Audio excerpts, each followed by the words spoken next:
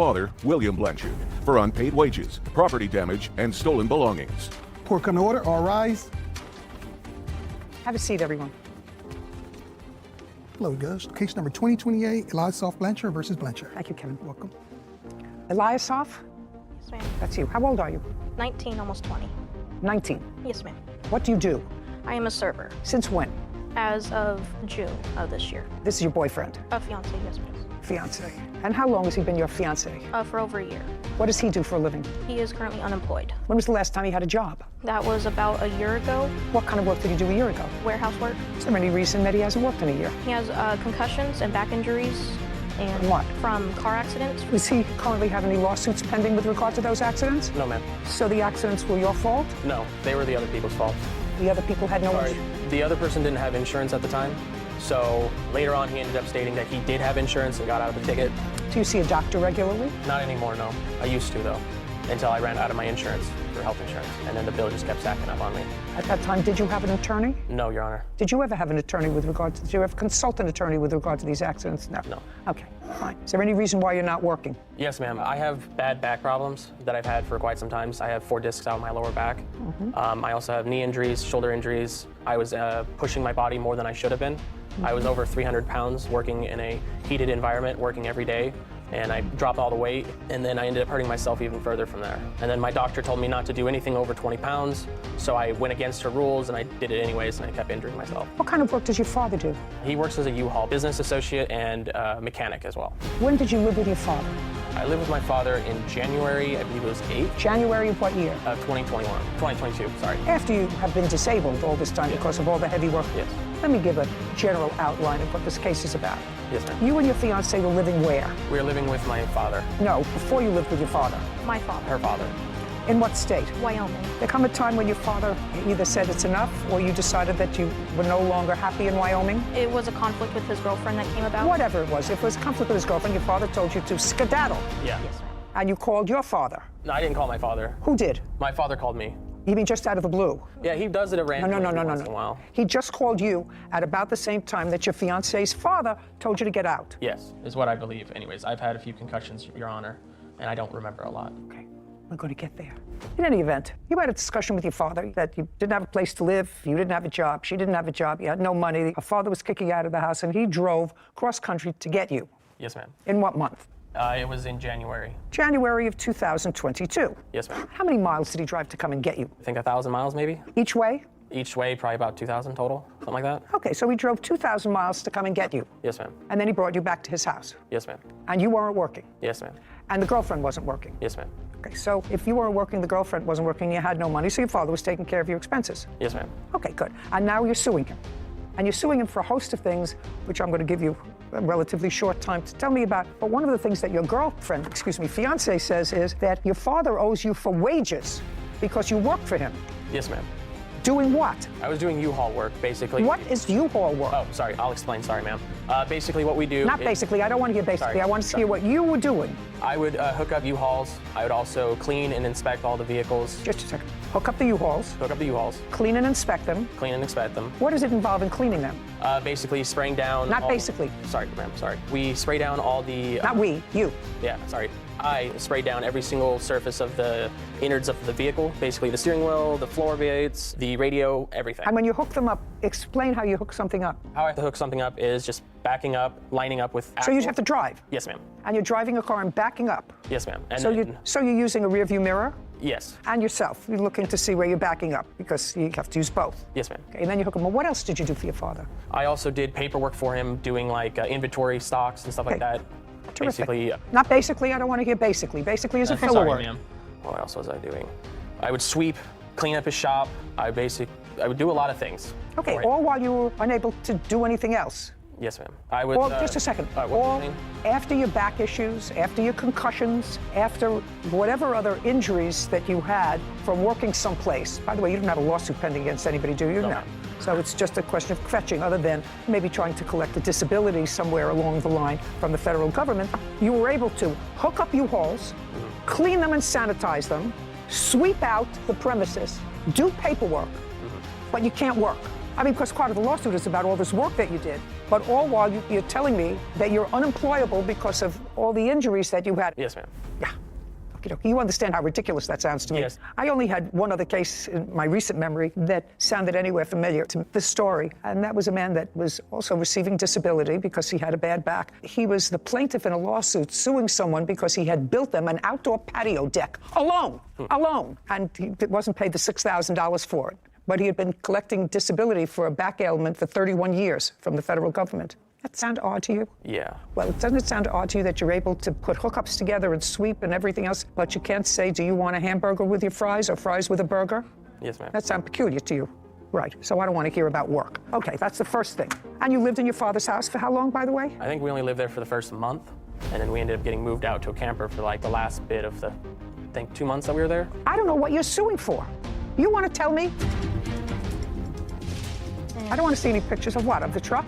The parts that were missing. I don't care. I don't care. After 2 weeks, he could burn that truck. It's on his property without his permission. Let's go. And later today, That you said perfectly. I would ask her for $50 or $100, and she would lend me that. Is that the word she used? She would lend me money and vice versa. Thank you.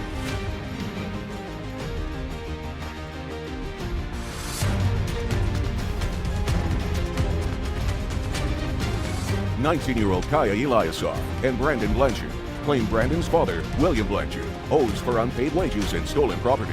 William is countersuing for moving expenses and property damage.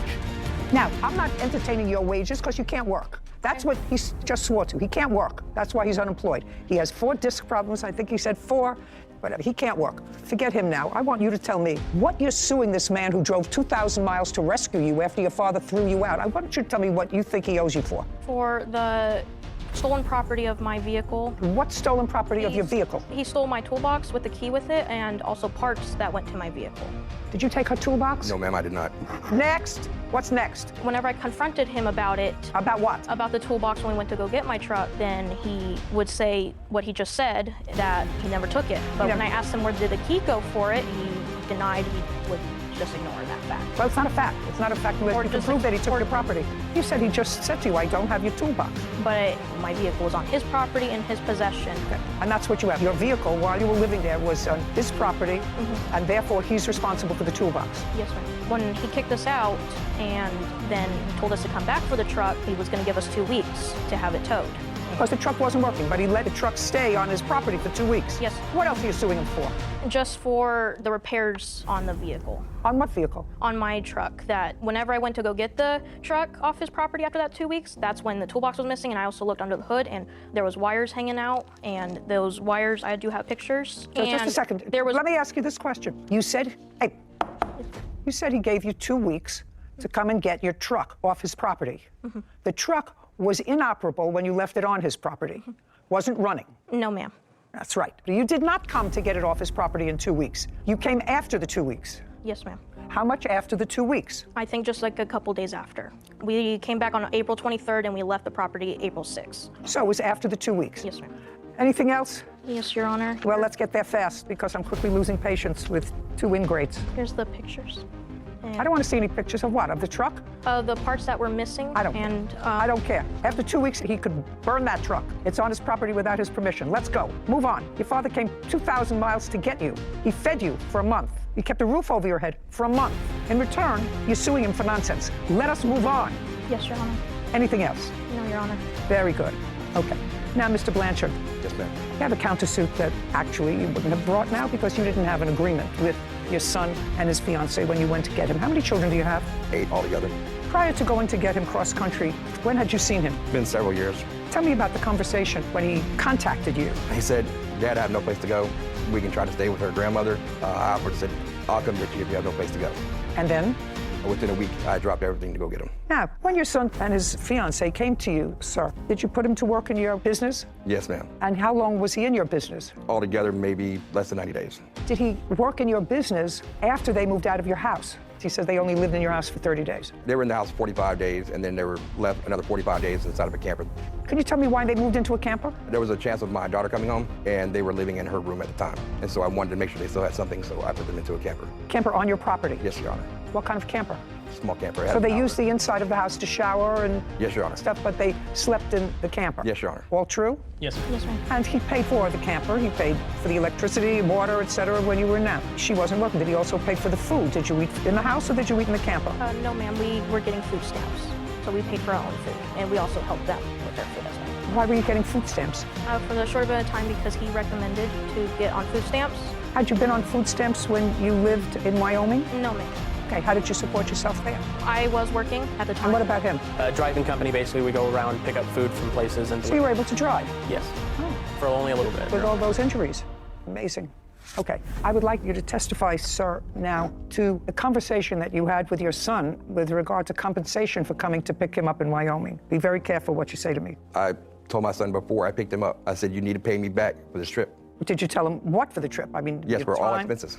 All expenses for the trip. For the expenses? Yes, Your Honor. How was he supposed to do that? He wasn't working. He was supposed to get a nighttime job on top of working, helping me out around my shop. Did he help you around your shop? You did. said about 90 days. Did you pay him? No, Your Honor. Well, if he worked for you for 90 days and you didn't pay him at all, and it cost you a couple of $1,000s, according to you, Yes, sure. to go out and get him, hire trucks, spend time back, whatever it was, and he worked for you for 90 days without compensation, why do you think he did that? I was hoping just because that's what he really wanted to do. No good deed goes unpunished. You went and you got him, and now they're suing you, but their case is dismissed. They have no case against you. It's all a bunch of nonsense and ridiculous. But likewise, sir, your counterclaim is for the expenses that you incurred in going to pick them up. I don't actually think that there was an agreement to pay you back for your expenses, but even if there was an agreement to pay you back for your expenses, the fact that he worked for 90 days without any compensation, I think, more than compensates you for that. As a result of that, your counterclaim as well is dismissed. We're finished here. This court is adjourned. You try to do your best for your kids whenever you can. This is no different. It's been very difficult growing up. I hope he gets his life together. I don't want anything to do with him. I'll always be there for him. It's time to cut the strings. I'm done with him. That young man sounded as if he was intelligent. That doesn't mean he was smart. That means he was intelligent. Because at age 19 or 20, to have already figured out that you can't work because you haven't paid it back unless you really have to work. If you really have to work, then you can work for your father. That's a bad mindset for a very young person. That means that your life is really going nowhere. You're not preparing yourself to do anything. And to take it a step further and to sue the only person that was there for you in a time when you needed them. No good deed goes unpunished. Case number 2059, Dobson versus Jones, Poindexter. All parties, please step forward. Clarissa Dobson is suing her sister-in-law, Kenesha Jones Poindexter, for a trip and wedding expenses. Miss Dobson, I assume this is your brother, Yes, it is, Your Honor. and this is his wife. That is correct. They're newly married. That's correct. When were they married? June of 2021, June 26th. Were you at the wedding? Yes, I was. I was in the wedding. Wedding at your house? Wedding was at my home. This is the unfortunate circumstance that I read in your papers, which I hope to be able to resolve quickly. You've known the defendant for many, many years. Yes, that's correct. She became engaged to when she was getting married, and they're planning a wedding, according to you. And Miss Poindexter, according to you, asked you to lay out certain monies for her for the wedding. That's correct. They were married. It was a joyous day, I gather. And then you asked her for the money back. Yes, that's correct. And she said, I never agreed to pay you any money. We're family. I've done things for you. You've done things for me. There was never an agreement for me to pay you. And your brother, he said, leave me out of this. Yep. I don't want to get involved with this. You two ladies take care That's of it exactly on what he your own. Okay, well, it seems like a family matter, then more like a court matter. I don't see stupid written over here. No. If somebody doesn't have $50 and you think I believe that you relied on her statement that I'm going to pay you for this trip that your brother is going on too, I don't believe it.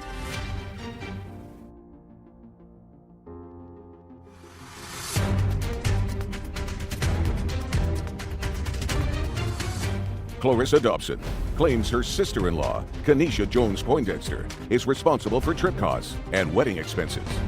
You have your own home. Yes, that's correct. Tell me about your home. Nice home, got a lot of land around the property. How much? I would say probably a half an acre, which was big enough to put up 2 large tents, 45 guest tables, chairs, the mayor, some police. It was nice. And there were certain things that you paid for. Yes, that's correct. You paid for a photographer? Yes, that's correct. How much? The photographer was $300, Your Honor. Okay, what else did you pay for? Because the party was held at the home, the wedding, excuse me, all the events pertaining to the wedding party had to take place at the home.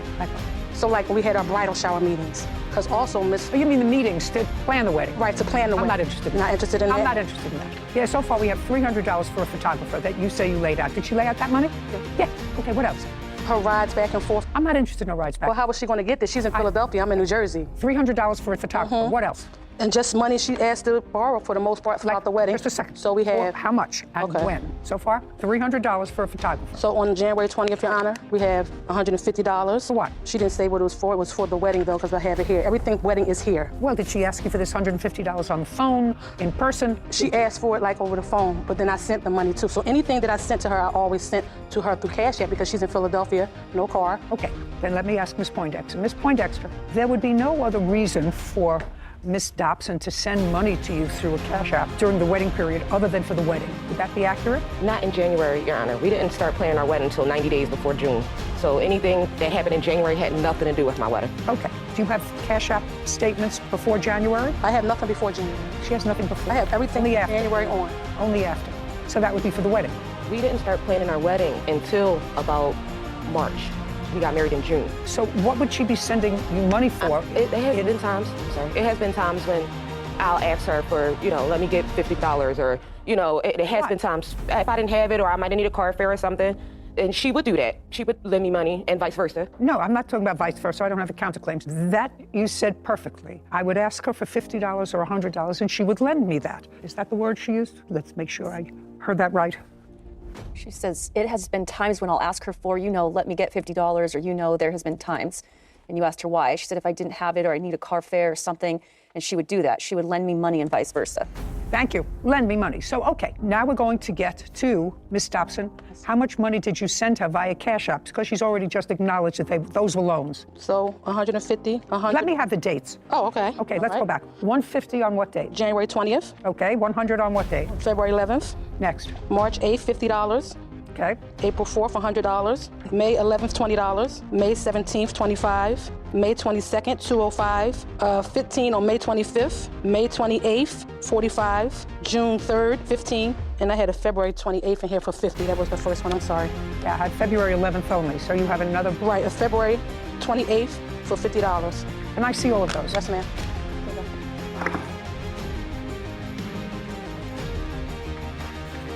Okay. Sarah Rose, you fix that up for me? Okay, and you, read back and based upon what I thought I heard, anytime she sent you money, it's because you ran out of money, you were in a bind, and she loaned you the money. That's what was here. $775. $775. Has she paid you back any of that money? No, Your Honor. Okay, now, the photographer. I want you to tell me how it came about that you paid the photographer. Because Ms. Jones / Poindexter was waiting on unemployment to hit. And I'm not saying she wasn't trying to get the money up, because she was. But when the time came, this photographer guy needed to get paid, she didn't have the money. Want to tell me about the photographer? Yes, the photographer, I believe I was short like $300 and Clarissa did put the rest of the money. Why didn't you pay her the $775? I don't believe I owe Clarissa. Well, you just told her that she loaned you the money when you were short. And she wired it to you or did whatever they do in a Cash App. I don't understand all of that. You said it was a loan. Is there any reason why you didn't pay her back? No. Okay. So far I have $775 and $300. Next. Okay, so now we have the trip. They are the godparents of my twins. Yeah, Honor, we were inseparable. Okay. They're the godparents of your twins, your twins. Came time for their birthday. She said... Month and year? April of last year, 2021. Okay, April of 2021. Right. So in the process of planning the twins' birthday, Ms. Jones Poindexter said, I would like to go. I'm just waiting on the unemployment, pandemic money, all that to hit. When it came time to go, they didn't have the money. You're talking about the defendant and your brother. Yeah. They both went. Right. So just a second. They both went. They both went. That's correct. And what kind of work does your brother do? He was a chef at the time. So he was working? Yes. And she wasn't working? Yes. Can I say something? You can say whatever you want to say. You know where I'm going, don't you? I know where you're going. Okay. Like I said, we were inseparable, right? I don't care. I don't care about the social aspect of this. Okay, but certain things she just didn't want to let him know she was doing, because at the end of the day, she thought she was going to get this money. Miss Dobson, I don't care whether you say she didn't know what she was doing. You were already in a place where on January 20th, she didn't have $150, so you sent it to her. On February 11th, she didn't have $100, you sent it to her. On March 8th, she didn't have $50. You had to send it to her. So I don't see stupid written over here. No. If somebody doesn't have $50 and you think I believe that you relied on her statement that I'm going to pay you for this trip that your brother is going on too because his godchildren are celebrating a birthday, I don't believe it. So let's just forget a trip. $775 is what she says she owes you because she says it was a loan. $300 for the photographer. You have the pictures? Yes, ma'am. And I don't hear anything from you suggesting to me that this $300 was a gift. I honestly did believe that she was doing it for our wedding. Okay, good. 1075, judgment for the plaintiff. Thank you very much. So, Your Honor, what Court is about adjourned. That's it. It's just a sad situation all the way around. That's probably how she feels right now. I love my sister-in-law. She loves me and I love her. So what? Honestly, I just want to be able to see my dad. I'm sure we'll be all right. It's always unfortunate and sad when nice occasion turns sour by one thing. Yeah. And I thought the brother/husband was The smartest one. The smartest one. I'm staying out of this Yeah. between my sister and my wife. Yep. The safest place he The could be safest- was right where where he he was. sat. Just unfortunate. I mean, families squabble all the time, but just to bring it into a legal system, there are ramifications for that sometimes your anger or emotions can get the better of Yeah, you. that's true. But to take it to a filing stage and to use the court system, that's just the next level that I feel like most family members don't Come need. to. Yeah. Rosa Brooks is suing videographer Garrett Manny for unfinished video services. Court come to order. All rise. Thank you. Have a seat. Hello, Judge. Case 2089, Brooks versus Nelly. Thank you. You're welcome. Ms. Brooks, you are a realtor. Yes. And you also decided to go into the business of buying houses, fixing them up, and flipping them. That's correct, Your Honor. When did you decide to do that? I started my company in 2017. Was that just a real estate company, or was that the company that bought houses and renovated them and sold them? Which one? That was my company that I started for flipping houses. Do you have a partner in that business? No, it's just myself. From 2017 until now, how many houses have you sold and flipped? This will have been my third one. The house that we're talking about now. Yes. And when did you purchase that house? I purchased it in March of 2020. How much did you pay for it? $200,000. This is what the case is about. For that house, just that house, you commissioned Mr. Maney, Yes, ma'am, Your Honor. and you're a videographer, Yes, Your Honor, photographer and videographer. to video for the purposes of advertising the project from start to finish, what it looked like when you purchased it, and sort of ongoing throughout the process, taking video of what you did to change cosmetically the inside and or the outside of the house. And you had an agreed price with him, which you paid. How much was that? $1,919. And it is your claim that since Mr. Maney did not finish the project and did not take the end product of what the house looked like when it was finished, you acknowledge he did come at other times and took video of what the house looked like at the beginning and the middle. Is that correct? That's correct, Your Honor. But didn't do the video of the end, that you want your entire $1,919 back. Yes, Your Honor. Whatever he says. Mr. Maney says that you were difficult, that it was impossible, the job was supposed to take 4 months, it took almost a year, he didn't sign on for that, which may be. But more important, is there a video? Do you have a video of what he took? Do you have a video of what you gave her? I have in my Google Drive a ton of video of what I've taken, but at the end, I have evidence showing we had scheduled for me to come in and do that final video. Everything was on point. Then she tells me here, No, it's going to be just a completed. second. Oh, I'm sorry. going to let you have an opportunity Okay, sorry. to tell me what your defense is to this case, if you need one. I just want to see some video of what you took. Doesn't anybody have that here? I mean, if 3/4 of the project was completed with video, and the only thing, according to you, that he didn't do was the end, that's what you just told me, correct? Yes. Okay, so did he give you the video that was done? I got nothing, Your Honor. Your Honor, she has had access to the Google Drive with all of the video components in there. I cannot complete the final edits to put everything together until she completed things on her part, which was never done. You mean which was spoken about from the beginning. completing things on her part meant completing the house. Completing the house, talking points. Okay, Go but through. video is completing the house. That's part of it. Part of it, and the other one is audio where she tells you what's been done. Yes, Your Honor. I'm just thinking out loud. Why didn't you do that yourself? Your Honor, I never had a video to be able to go and do my... No, I'm saying, did you have access to what he had done up until that time? That's either a yes or a no. Did you have video capability of seeing what video he had shot? No, Your Honor. Okay. Do you have some evidence to show me that the plaintiff had access to the video that you had shot of 3/4 of the project being completed? I believe I have something in here about uploading stuff into the Google Drive, which if she didn't have access to that Google Drive, then how did she upload the final walkthrough video that I do have evidence of that is not professional, that I wasn't unable to complete due to her lack of commitment? Just a second. You have video of what? There is video evidence of the final walkthrough that was done by somebody on a phone camera because she canceled on me Okay, last just a minute when second. we were supposed to do it. Just a second. Where did you get that evidence from? She uploaded it into the Google Drive that had all of the videos, which she had access to, okay. obviously, So- if she put it in there. So So what you're saying is Miss Brooks added a video of a final walkthrough that was done by whom? My son. By her son. And she added that final walkthrough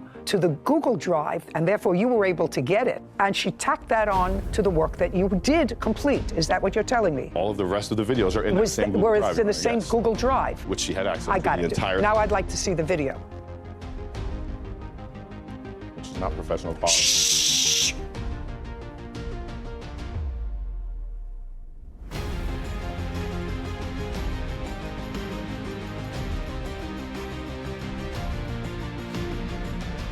What did you do with that, Miss Brooks? Your Honor, What did you do with it? nothing. At first you told me you didn't have access, that you never saw them. Then they were available to you and your son to be able to look at them. You say you never looked at them. I actually find that unbelievable. Ms. Brooks, I find it unbelievable that you had them and you didn't look at them.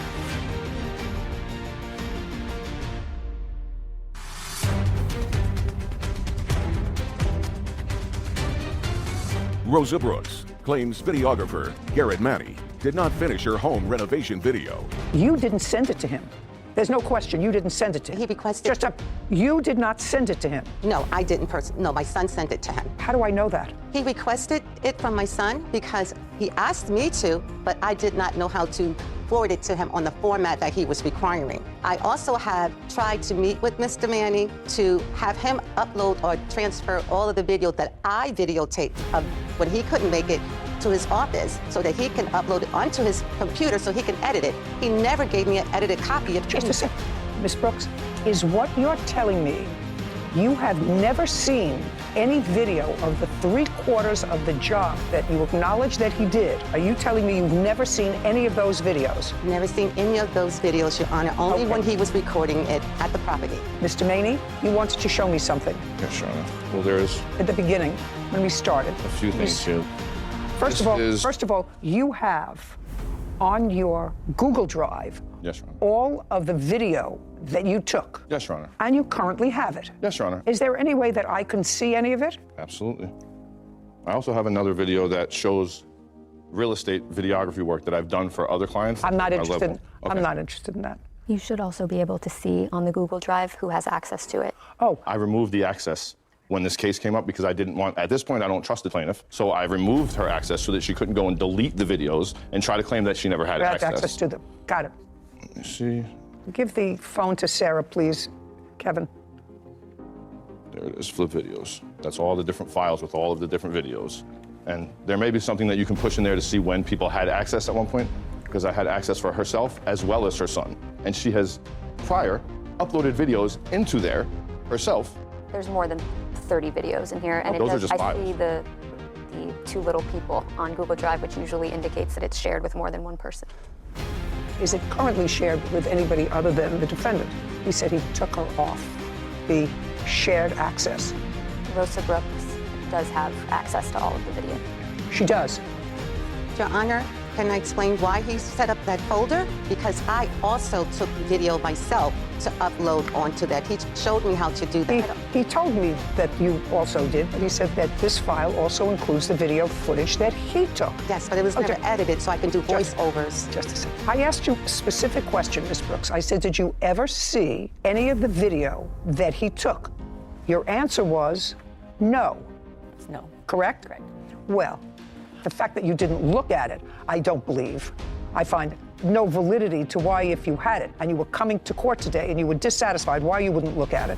You had your son have access to it, and I don't know how old your son is, who took the end video. I'm going to look at some of it. But it's clear to me that Mr. Maney performed a substantial amount of work for you. Clearly, $1,900 worth of work. Clearly.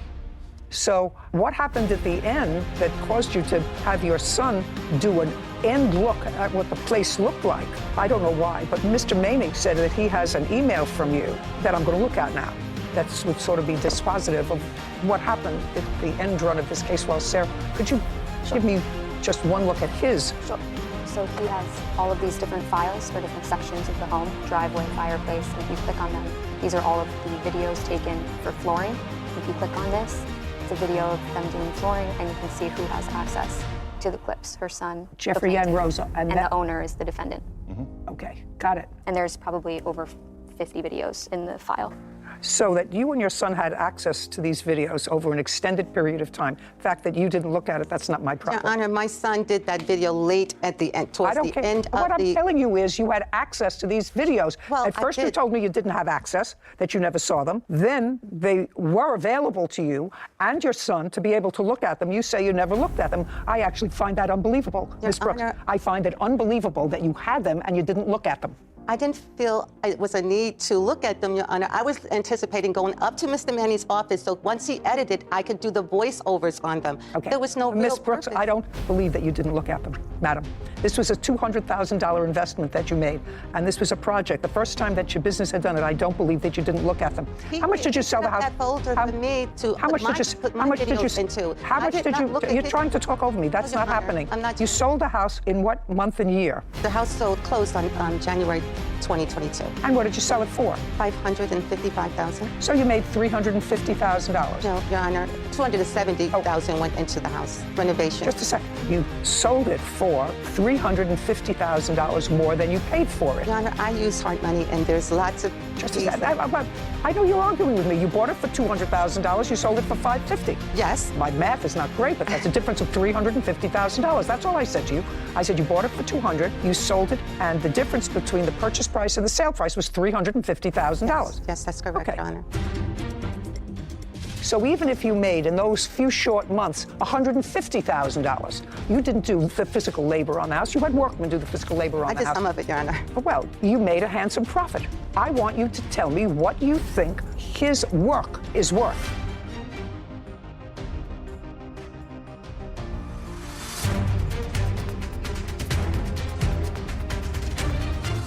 Rosa Brooks has accused videographer Garrett Manny of not completing her home renovation video. Now, you sold it in January of 2022. That's correct. That's when it closed. Yes. When did it go into contract? Early in the project, Your Honor. It was pretty much the third month after I purchased it. So I purchased it in March. It was under contract around July of 2020.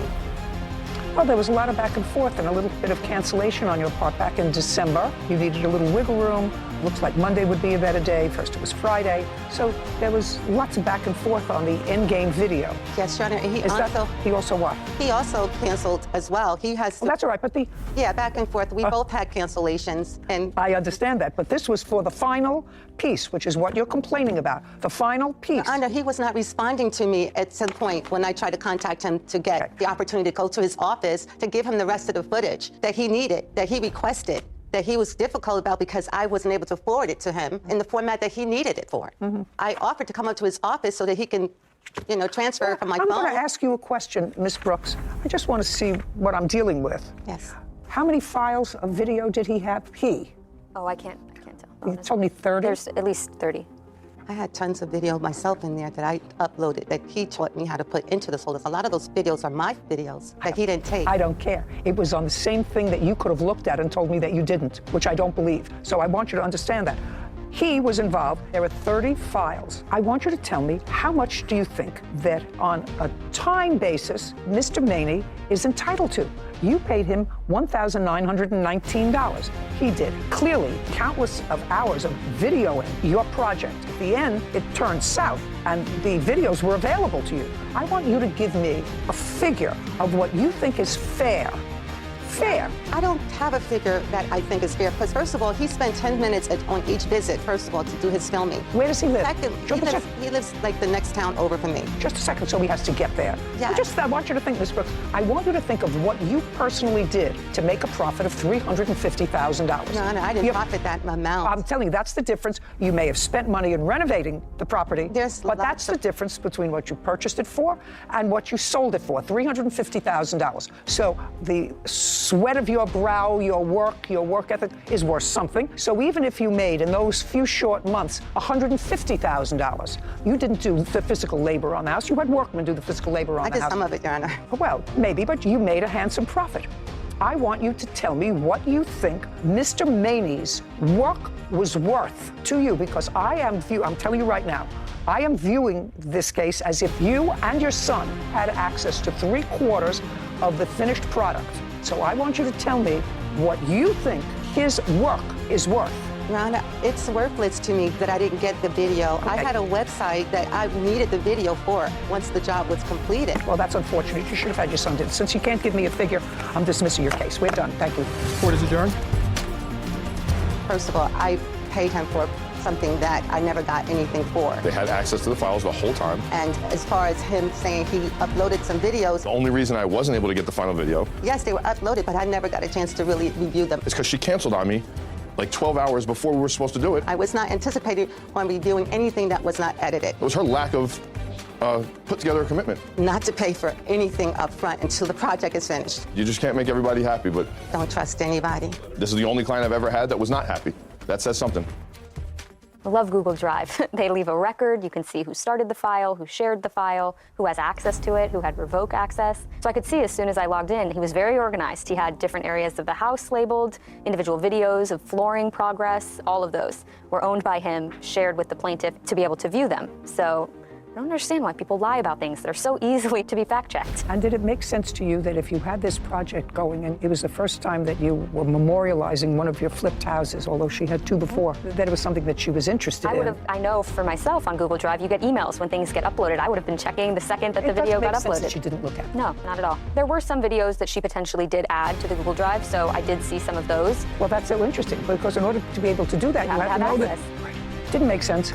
Not only didn't it make sense, but she had an end video, and it was clearly from the emails back and forth. She would make a date and then say, you know, her buyers aren't exactly ready. She needs a little more wiggle room. Could you make it this? She made it. Anyway, I found it sort of unbusinesslike.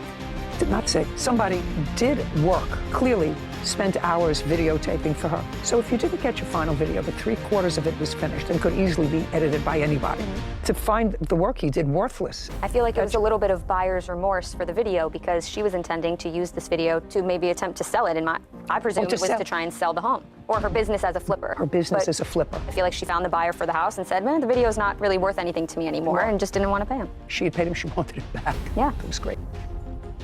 Catherine Smallwood is suing her neighbor, Nathan Moon, for vet bills from a dog attack. Court come to order. All rise. Have a seat, please. Hello, Judge. Case number 2034, Smallwood versus Moon. Thank you. Thank you. Ms. Smallwood, you and the defendant are neighbors. Yes. You probably share a common area either in the front or the back. You have small dogs. I think you have a large dog or two. Two of them, yes, ma'am. Yes, ma'am, two of them. And it is your claim that one of his dogs attacked your dog on your property. The dog was injured. You want the defendant to be responsible for the vet bills that you have for the dog. Yes, ma'am. How long have you been neighbors? I've been living in the neighborhood for 23 years. And what about you, sir? Two. Do you own your own home? Yes, ma'am. And you? I rent it. Are you familiar with Mr. Moon's dogs? Not at all, sir. Have you ever seen them before? No, ma'am. You mean in the 2 years that he's been there, prior to this incident, you've never seen his dogs? They live in a back cul-de-sac from where I am. Do you have adjacent property? No, ma'am. He lives maybe about, I want to say almost a mile. Really? Is that correct, sir? I guess so. I don't know exactly where her house is either. Well, so you don't have adjacent property. We just live in the same neighborhood. How did your dog get out? Is not an answer. Yes, ma'am. So the one. Try to speak up. I guess it jumped over the fence. What kind of a dog is it? A pit mix. On what day did it jump over the fence? About 2 months ago from today. Has it ever jumped over the fence before? It has. Then you don't have a big enough fence. Well, she climbs the fence. It's not that she just hops over it. She actually literally climbs it. And you keep her inside. Then you keep her outside if she wants to be outside, and you keep her on a chain. Yes, ma'am. Because if you were aware of the fact that your dog can get out from over the fence, then the dog is not in your control. Correct. On what date was your dog injured? May 10th. Of this year? Yes, ma'am. Did you see the incident? I didn't see it right away, but as I set the dogs out to use the bathroom, went back in the house, put some clothes on, heard a commotion, went back outside, and that's when I seen the first attack. And I yelled at the dogs, and they took off running down the street. How many were there? 2. Were they pit bulls? Yes, ma'am. That's to my knowledge. What color were they? White. Is that the color of your dogs? Yes, ma'am. And they were together? The two of them were Yes, together? ma'am. You say that was the first attack. Right. So your dog was okay. Well, he was laying in the ground. I ran and put clothes on. I yelled at him. The dogs took off running. I come back out to get him, but he's on the other side of the yard. I have a half acre. So he's literally on the other side of the yard. Your dog or his dog? My dog. After I seen the video, I wasn't sure how he got there, but the animal control say I don't have a case unless I have video. And I looked at the video. Where did you have a camera? In your backyard? In my front yard. You have that video here? Yes, ma'am, I do. I'd like to take a look at it. Is that your yard? Yes, ma'am. And that's your dog, sir? That's my little one, the black and white. The little one is your dog, but the big one is his? Yes, ma'am. Consider.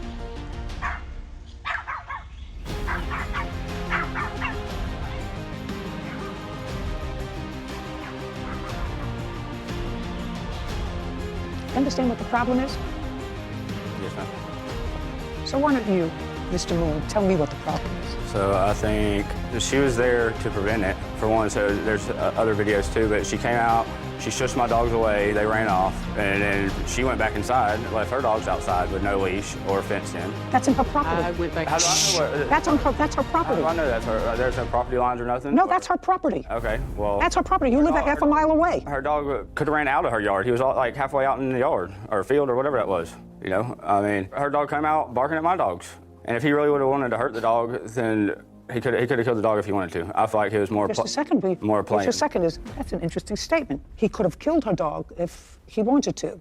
Right. That's an interesting statement. Did you see her dog? You know what kind of dog hers is? No, I mean, it's a little Schnurdicker.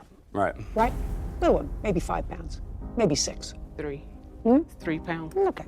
You think that if her dog, and then you've got a little Pekingese? That's Pomeranian. Pomeranian. Yeah. She's got a little Pomeranian. Do you think that if those dogs got out from their fenced yard, like your dog, you think if they came across your dogs, they could kill it, or both of them? You think they could? No. Let's take it a step further, Mr. Moon, because you're not giving me the answers that I want to hear. So let's take it a step further.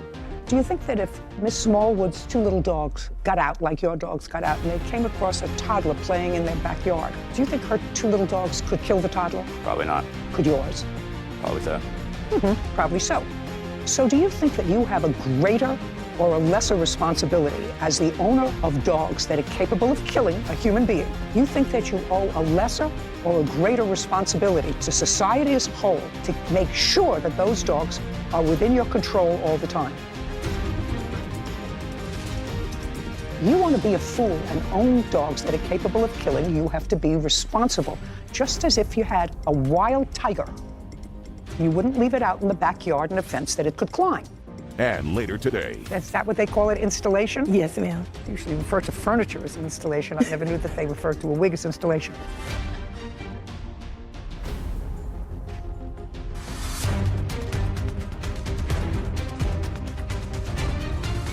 Catherine Smallwood claims her neighbor, Nathan Moon, owes for vet bills from a dog attack. So you think that you owe a lesser or a greater responsibility to society as a whole to make sure that those dogs are within your control all the time? Correct. Well, since then, And what you told me, I'm still venting, because for those people in the world that decide that dangerous dog breeds, those dog breeds that have been deemed dangerous in every state in the United States, and insurance companies won't insure you if you have certain breeds of dogs, and yours are within that little group of dogs. Most insurance companies, unless you pay a very high premium, exclude injury from those dogs. So you understand that you have animals that are deemed dangerous, and you told me 5 minutes ago that your dogs are able to climb over the fence, and they've done it before this incident. Isn't that what you told me? I mean, I have my reporter here who can read it back. Isn't that what you told me? Yes, ma'am. Well, if you agree with me that your dogs are capable of causing death to a human being, and that your dogs have been able to get out from the enclosure that you prepared for them, then there is no question that you are responsible for any damage that your dogs do to another dog, to a child, to an adult. You want to be a fool and own dogs that are capable of killing, you have to be responsible. Just as if you had a wild tiger, you wouldn't leave it out in the backyard in a fence that it could climb, because if you did, you would be responsible if it ate 3 people. Do you know how many people pit bulls killed last year? They just killed another one in New York. A woman ate her. So you want to be a fool and have a dog like that, you're responsible for any injury it causes. I also have pictures of the injury. I'd like to see it. How much were your vet bills, Miss Smallwood? The vet bill was $1,421. And I'm going to tell you this, Mr. Moon. So there's no question you're responsible for her vet bills. No question. But because you told me that your dogs had gotten out before and you didn't remedy that situation, I'm tacking on another $1,000, which is what she's requesting. And while it's not for pain and suffering of the dog, because I'm precluded from giving you that kind of an award, it's a deterrence for people who have dogs that can kill, to keep those dogs under their control all the time. And if you don't want to do that, get a Pomeranian. We're done. $2,400. Judgment for the plaintiff. This court is adjourned. Our dogs weren't on leash or in a fence either. Well, I'm glad she understood the dangers of pit bulls. She was just requesting the vet bills. Glad she seen the case going my way. I mean, she just wanted the money and said that her dog was injured. This hurts my heart still.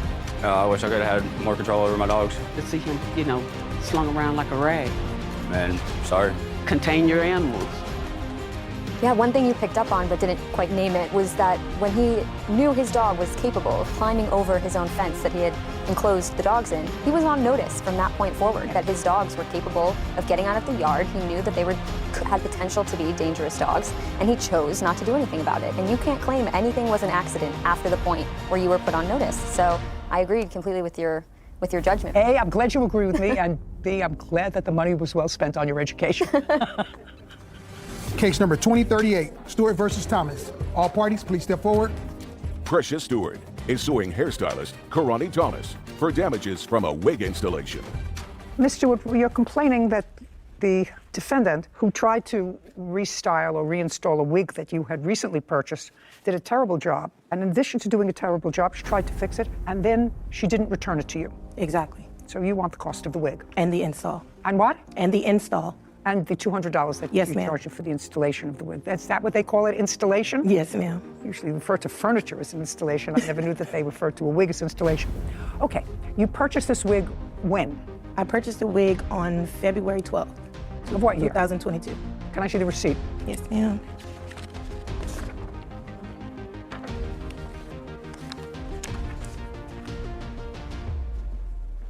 Okay, and you paid $697 for it? Yes, ma'am. And have you bought wigs from this particular outlet before? Yes, ma'am. That's not her outlet? No, ma'am. And did this outlet where you purchased the wigs from, did they also install it? Yes, ma'am. And when did you install the wig that you purchased? The first time that I installed it was March 3rd. What did you do with it between the 12th and 3rd? You said between the 12th. 12th of February and March 3rd. Well, she had it. Who had it? The lady. The other lady? Yes. What did she do with it? She just held it in because she installed it for me the first time. You're not understanding me. You purchased it on February 12th. Yes. Did you use it or did you not use it between February No, I didn't 12th use and March? Didn't use it. So the first time it was installed was March 3rd. Yes, ma'am. And you have other wigs? Yes, ma'am. That you use regularly. The first time it was installed, according to you, it didn't look right. And you thereafter contacted the defendant. Had you ever used her services before? No, ma'am. How did you know about her? She did a fashion show with me and another girl before, and she was a model. That's how I was introduced to her before. We proceeded to follow each other over social media, so I was, watching her do hair and post her videos and stuff, so that's how. So you contacted her on what date to do a reinstall? I believe it was like March. In the month of March? Yes. The same month that you had it initially installed? It was the end of March. But the same month? Yes. And you went to her home? Is that where she operates? Yes. I gather you were in her home. At the time, yes. She used to work inside a studio. What I read in your complaint was when you left, you noticed that the installation had left certain, according to you, bald spots in the netting. Yes, ma'am. And you contacted the defendant. Right away. Do you remember that call, Ms. Thomas? You had a dissatisfied customer who wanted her money back. Right. What did you do with the wig? Because you now had the wig. Right. I reconstructed the wig. So after we What did you do with it? She told me she sold it. Sorry. I didn't ask you anything.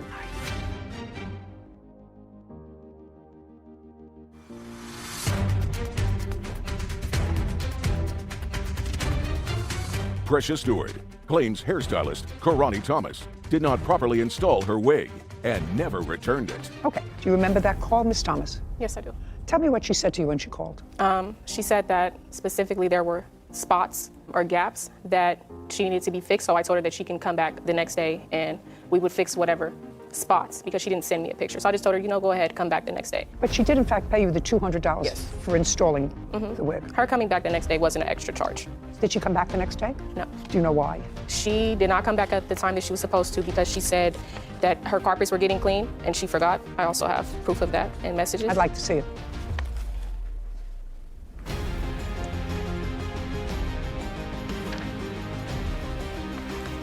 Thank you.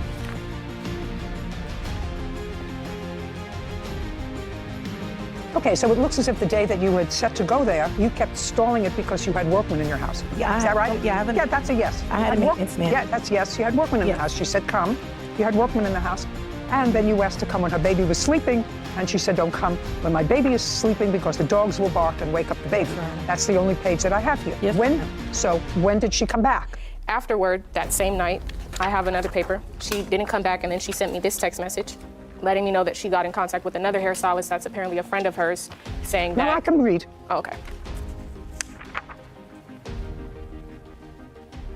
Okay, so what you say in this text is that you showed the wig to somebody else. Yes, Your Honor. And they told you that it couldn't be fixed because too much was plucked away and whatever. Too much of the lace. Shh. And you want a full refund and a wig replacement. And then you say, I hate this because you're a very sweet person, very talented. I'm not sure how we got here. I'm going to proceed with removing the wig from my head. I'll bring it to you so you can see if there's any saving possible. Thank you and sorry for the inconvenience. When did you do that? The same day. Okay, so you brought it to her. No, I didn't bring it to her. I told her that the same day that I... No, when did you bring it to her? Brought it to her the next day. Okay, so that was still the end of March, or was that the beginning of April? I believe it was still the end of March. It was March. So you brought it to her, and what happened? I brought it to her. She said that she would try to fix it. She then proceeded trying to fix it. She sent me photos of what she tried to do, which wasn't really much of anything because it still looked bald, as I have a photo right here. Still looked the same way that it looked when she took it off. When she put it on. Also, I have these photos as well as what it looked like the next morning. Looked like it was disintegrating off my head. That's a proper install the next morning. A few hours. Just looking. Doesn't do that. Okay. Okay. I see them. Would you show these to the defendant, please? She's seen them. Yes, I have them. You have them? She sent that to my phone. Okay, great. I'll take them back now. Thank you, Kevin. You're welcome, Judge. Okay, so you had a dissatisfied customer who wanted her money back. Right. What did you do with the wig? Because you now had the wig. Right. I reconstructed the wig. So after we What did you do with it? She told me she sold it. Sorry. I didn't ask you anything. Sorry. What did you do with the wig? It had been over 2 months since we had in contact with each other. I just got rid of it. How did you get rid of it? I threw it away. Why? Because I had spent money that went to waste and I replaced it. I couldn't do anything with it. What do you mean replaced it? I replaced the frontal that she said I made bald. So I spent my own money. I reconstructed it by putting a new frontal on the wig.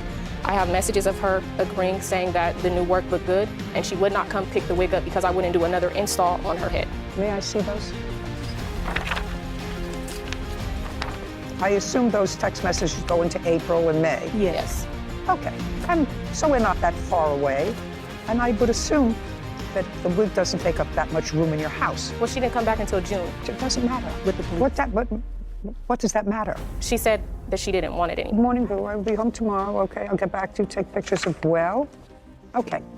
Well, in any event, you had no right to either give it away, sell it, throw it away until this matter was resolved. So you owe her, first, the $675 that you spent for the wig. May I speak? You can speak all you want, but you owe her the $675 that you spent for the wig. You had no right to throw it away. Even with her saying that she didn't want it anymore? I never said I didn't want it, though. But you did. I have proof of that. You said I did. I said I didn't want it. Are you talking to each other? If you talk to each other, then I dismiss your case. Sorry. You understand? Sorry. Bottom line. So if you have proof that she said to you, you can discard the wig. You can discard the wig. Then I'll say, I don't want to see, I don't want that wig anymore. You owe me for the wig because you ruined it. That's a different story than I don't want it anymore. Okay. Can I? Do you understand? Can I find that? Absolutely. I don't know if what I'm trying to find is in the papers that you have or here. So I'm sorry if I'm taking long on reading. I don't see anything in the papers that I have here that says you can get rid of it. Okay, I do. I have it. Well, it doesn't say get rid of it, but it does say you can keep the wig and give me my $700 then. Oh, yeah. I can understand that. So did you give her money? You kept it? No. You No, kept it? I did you not. Did you give her her money? No, I did not. Well, then you owe her $697 for the wig and the other $200 that she paid you, which I believe she did for the install. Judgment for the plaintiff, $897. We're finished. Thank you very much. Thank you, Court is Your Honor. adjourned. I think she made the right decision. I feel like the judge made the wrong decision. I was trying to let things die down, maybe a civil person. We both came to an agreement that I would reconstruct the unit. It would have been like, hey, it doesn't belong to me, let me just give it back. The problem was that she wouldn't come back and pick it up because I wouldn't install her hair again. Just give me my wig back. And she told me no. I felt I didn't owe her any money. I don't got the wig, but I'm getting my money back. Simple, Yeah. easy. You can't throw away somebody's property. Yep. The only thing that I was amazed at in the complaint, Sarah, is that she sat there for 5.5 hours Yeah. while she had this wig installed. Yeah. Beauty is pain. I can't not imagine sitting someplace 5.5 hours without it, leaving with a baby or something. Yeah. I don't know. That's The things women do for beauty. Carla Sacco is suing plumbers Robbie Shelton and Scotty Ford for water damage. Court come to order. All rise. Be seated, please. Hello, Judge. Case number 2077, Sacco versus Sheldon Ford. Thank you. Ms. Sacco, you had some sort of a problem in a shower in your house. Yes. Tell me briefly what the problem was. I had a small dribble coming from around a shower valve that was in my master bathroom shower. Tell me what valve it was. You know, I'm not. Well, I have a picture that I'd like to show you. Just make a circle where the problem was. I believe it was the top one. Thank you. Who's Mr. Shelton? Just change places with each other. Thank you. Okay, and you saw a water drip? Yes, very fine little drizzle coming. You saw water dripping, and according to my complaint, you had seen around the neighborhood a truck, Foy's Plumbing. Yes, I have. And that's how you got to Mr. Foy? Correct. My neighbor had used him. Did you speak to the neighbor, or did you just remember seeing the truck? No, I spoke to my neighbor. Can you tell me on what date you noticed the leak and on what date you spoke to the neighbor? Probably around the 10th or so of December. That was in the shower that you don't use, but your husband uses? I'm widowed. Okay, so who told you about the leak? The housekeeper. And then did you check it yourself? Yes. And this small leak had been there for a couple of weeks before you got to Mr. Foy? Correct. After you spoke to the neighbor and confirmed that this neighbor had used Mr. Foy, when you called Mr. Foy, did you actually speak to him? No. Who did you speak to? It was a woman that answered the phone. Who answered the phone? Do you know? Alma did. I'm the office manager. Okay, could you stand up, please? Tell me your name. My name is Alma Valdez. And you work for Mr. Foy? Yes. And you have a plumbing company? Yes, ma'am. How many employees do you have in the company? Right now, only 3. He's not one of them? Yes, he's one of the employees. How long has he been an employee? Oh, on and off 15 years.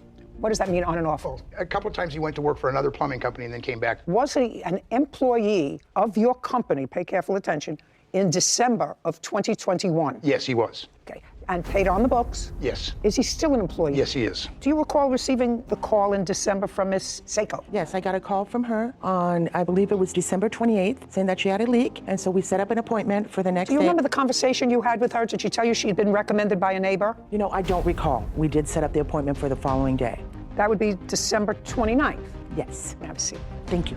Okay, Mr. Shelton was the person that Mr. Foy sent to Correct. you, and you were a full-time employee of Foy's Plumbing. Tell me what happened when you got there. When I first got there, I noticed water running out of the handle. It was dripping out of the handle because it had been there since December 10th. It was streaming out. It was a pretty decent stream of water coming up. The plaintiff doesn't use that shower, correct? So the first thing that someone would have done, even me, is turn off the water. Is that what you did? Well, I wanted to go see what the leak really was. Well, you looked first, and then I went out and shut the water off, and then came back in to pull the cartridge to identify. And there's no markings on the plate, so I couldn't really tell exactly what brand it was. We do carry a variety of brands, but more of your typical... You're getting too technical with me, sir. Okay. This is what the case is about. He came in, out the same day, the 28th. He said he didn't have the part. You have other complaints about his behavior on that day. You say was a little bit off. He left without a different part being put in. And you called another plumber? When? I called, actually, my contractor that night to come over and look at it. He came over in the morning, which... So he didn't come over that night. He came over the next day? Correct. The next morning, he gave me Now, you can't referral. tell me what he gave you. He's not here. It is your claim that because of the actions of Mr. Shelton, and which are attributable to Mr. Foy, who owns the company, you suffered severe water damage in your house, causing you to have to replace substantial flooring in the house, and you want Mr. Foy to be responsible. Correct. You have insurance. I just want to make sure you do have insurance. You're a company. We're licensed in the state of California. Okay. We're required to carry insurance. That's what the case is about. You want the company to be responsible. They did not come back and fix the problem. Someone else did, but by the time it was remedied, water had already seeped through and under the floors. You have evidence of that. Mr. Foy said that that's not his problem. So I'd like you to tell me what happened on the 29th when Mr. Shelton came. What time did he come in? I think he came around 12:30. So we came in, went to the bathroom, looked at it, took out the cartridge. He did turn off the water. And then he said he had to go look for the part. He left. He was gone for over an hour, returned, said, I don't have the part, they don't have it. And as he's talking to me, his phone rings again, and it's the plumbing place, and they said, oh, we have the part. He left again for another hour. He comes back the third time, and he says, they still don't have the part. By this time, it's like 3 hours had passed, and I'm sitting in my living room, and I hear tools dropping in the shower. I said to him at one point, do you think you need to call for somebody else, some help? And he said, no, I can handle this. Did he leave? 5 o'clock, I'm waiting. I have a friend that shows up at my house because we were going for dinner. And I said, well, we have to wait for the plumber to leave. And she goes, there's no car out front of your house. You didn't know when he left? No, I did not know when he left. Did the shower look as if it had been put back in place? Did it look pretty much like this? It was like that, but the stream of water that was minuscule before was much stronger. That doesn't actually help you. No. That hurts you because he said the water was a pretty rapid, is that what you told me? Just 1 second. Could you read back, Whitney, how Mr. Shelton described the water? He said it was streaming out. It was a pretty decent amount of water coming out. Yeah, he said it was pretty decent when you got there. And I am correct, Mr. Shelton, that when you left the house that day, you had not found a part to fix it. Is that correct? Correct. And I am correct that when you went to disassemble it, you turned the water off because it was leaking. And then you didn't fix it because you didn't have the right part. And then you turned the water back on. Don't speak. Did you tell her that those were her options? Yes. It was still No leaking. way. It will still be leaking. No way did you say to her, this shower is still going to be leaking.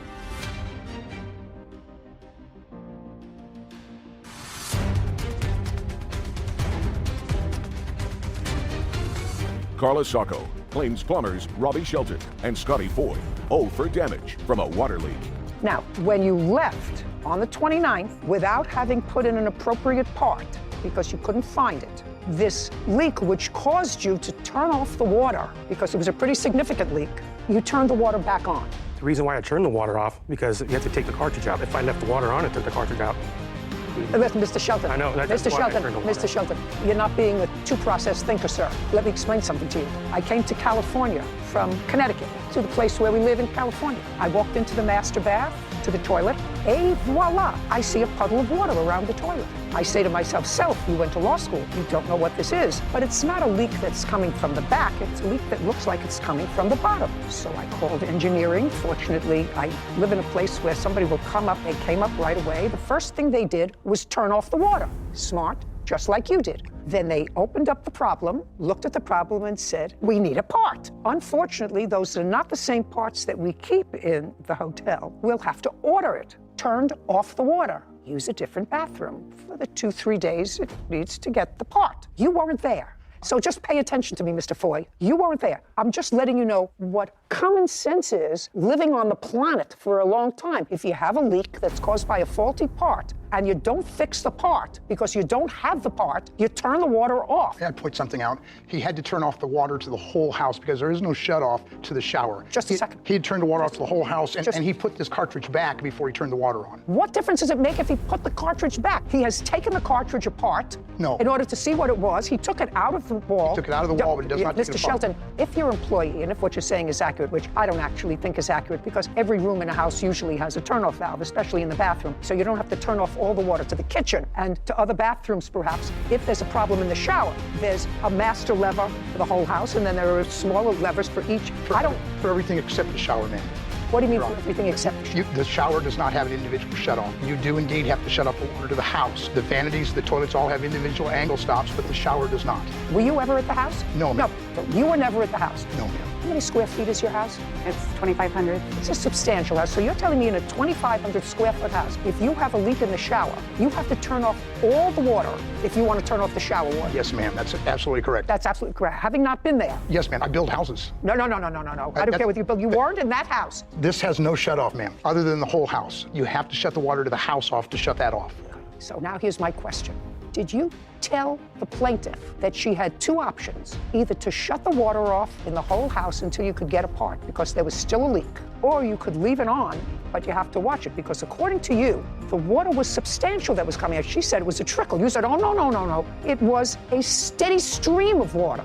And that was before you started messing with it. So my question to you is, did you tell her that those were her options? She's not a plumber. That you either had to turn off all the water in the house and you would return the next day with a part, or you could leave the water on, but it was still going to be leaking. Did you tell her that? Yes. It would still No be leaking. way. It would still be leaking. No, It was leaking. no way, Mr. Shelton. No way did you tell her that. No way did you say to her, this shower is still going to be leaking because I can't shut the water off just to the bathroom. I have to shut off all the water in the house. If you're trying to sell me that story, I have a bridge I want to sell you because I don't believe it. There's no way to isolate that valve? I didn't ask you that. When it comes to the shower You were never there. or the tub, Just a second. you can't turn it off individually. You were never there. I have this question for you. How many bathrooms do you have in your house? 3. When he left the first time and he shut the water off, did he indicate to you that you couldn't use the water anywhere in the house? Yes, I believe he told me at first that he was going to shut off the water to the house. Okay, so you knew. So you couldn't use any other of the toilets in the house? No. Okay, you may be getting better. When he left, did you use the bathroom? The answer is yes. Yes. So you knew that the water had been turned back on?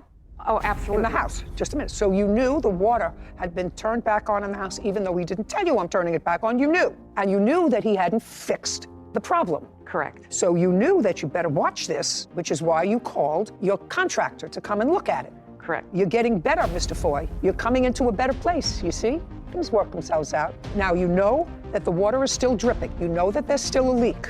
Correct. You know that if you use the water, that water is still going to be a steady stream coming out. You didn't get another plumber there until when? The next morning. Well, that's your contractor. You said he came there. No, I got a plumber there the next morning. Okay.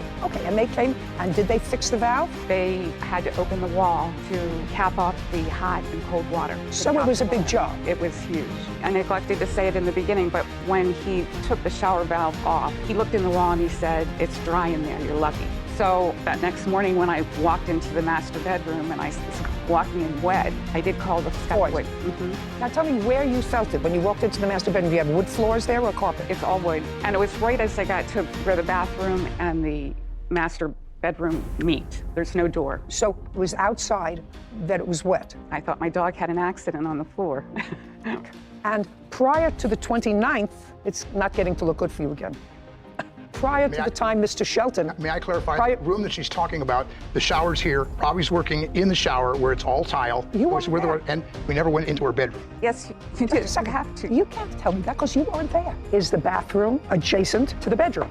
So to get to the master bathroom, you have to walk into the master bedroom and make a left. Okay. Now, Mr. Shelton, you recall saying to the plaintiff, when you looked in the wall, you're lucky it's dry in here? I said it looks dry. I'm not an expert. Just a second. Mr. Shelton, you wouldn't have said to her, it looks dry in here, I'm not an expert. An expert in water Did you damage. say? Yeah, I didn't. You can't really see into that wall because it's tiled, right? You can't really look into the wall unless you open it, but there was no reason for me to open it. Evidently, you're wrong. Either you were wrong that it was dry, or when you put the thing back together again, something didn't work. After he touched it, it was no longer leaking in the shower. Now it was going through the wall. I'm just telling you, that's the time sequence, unless you believe in miracles.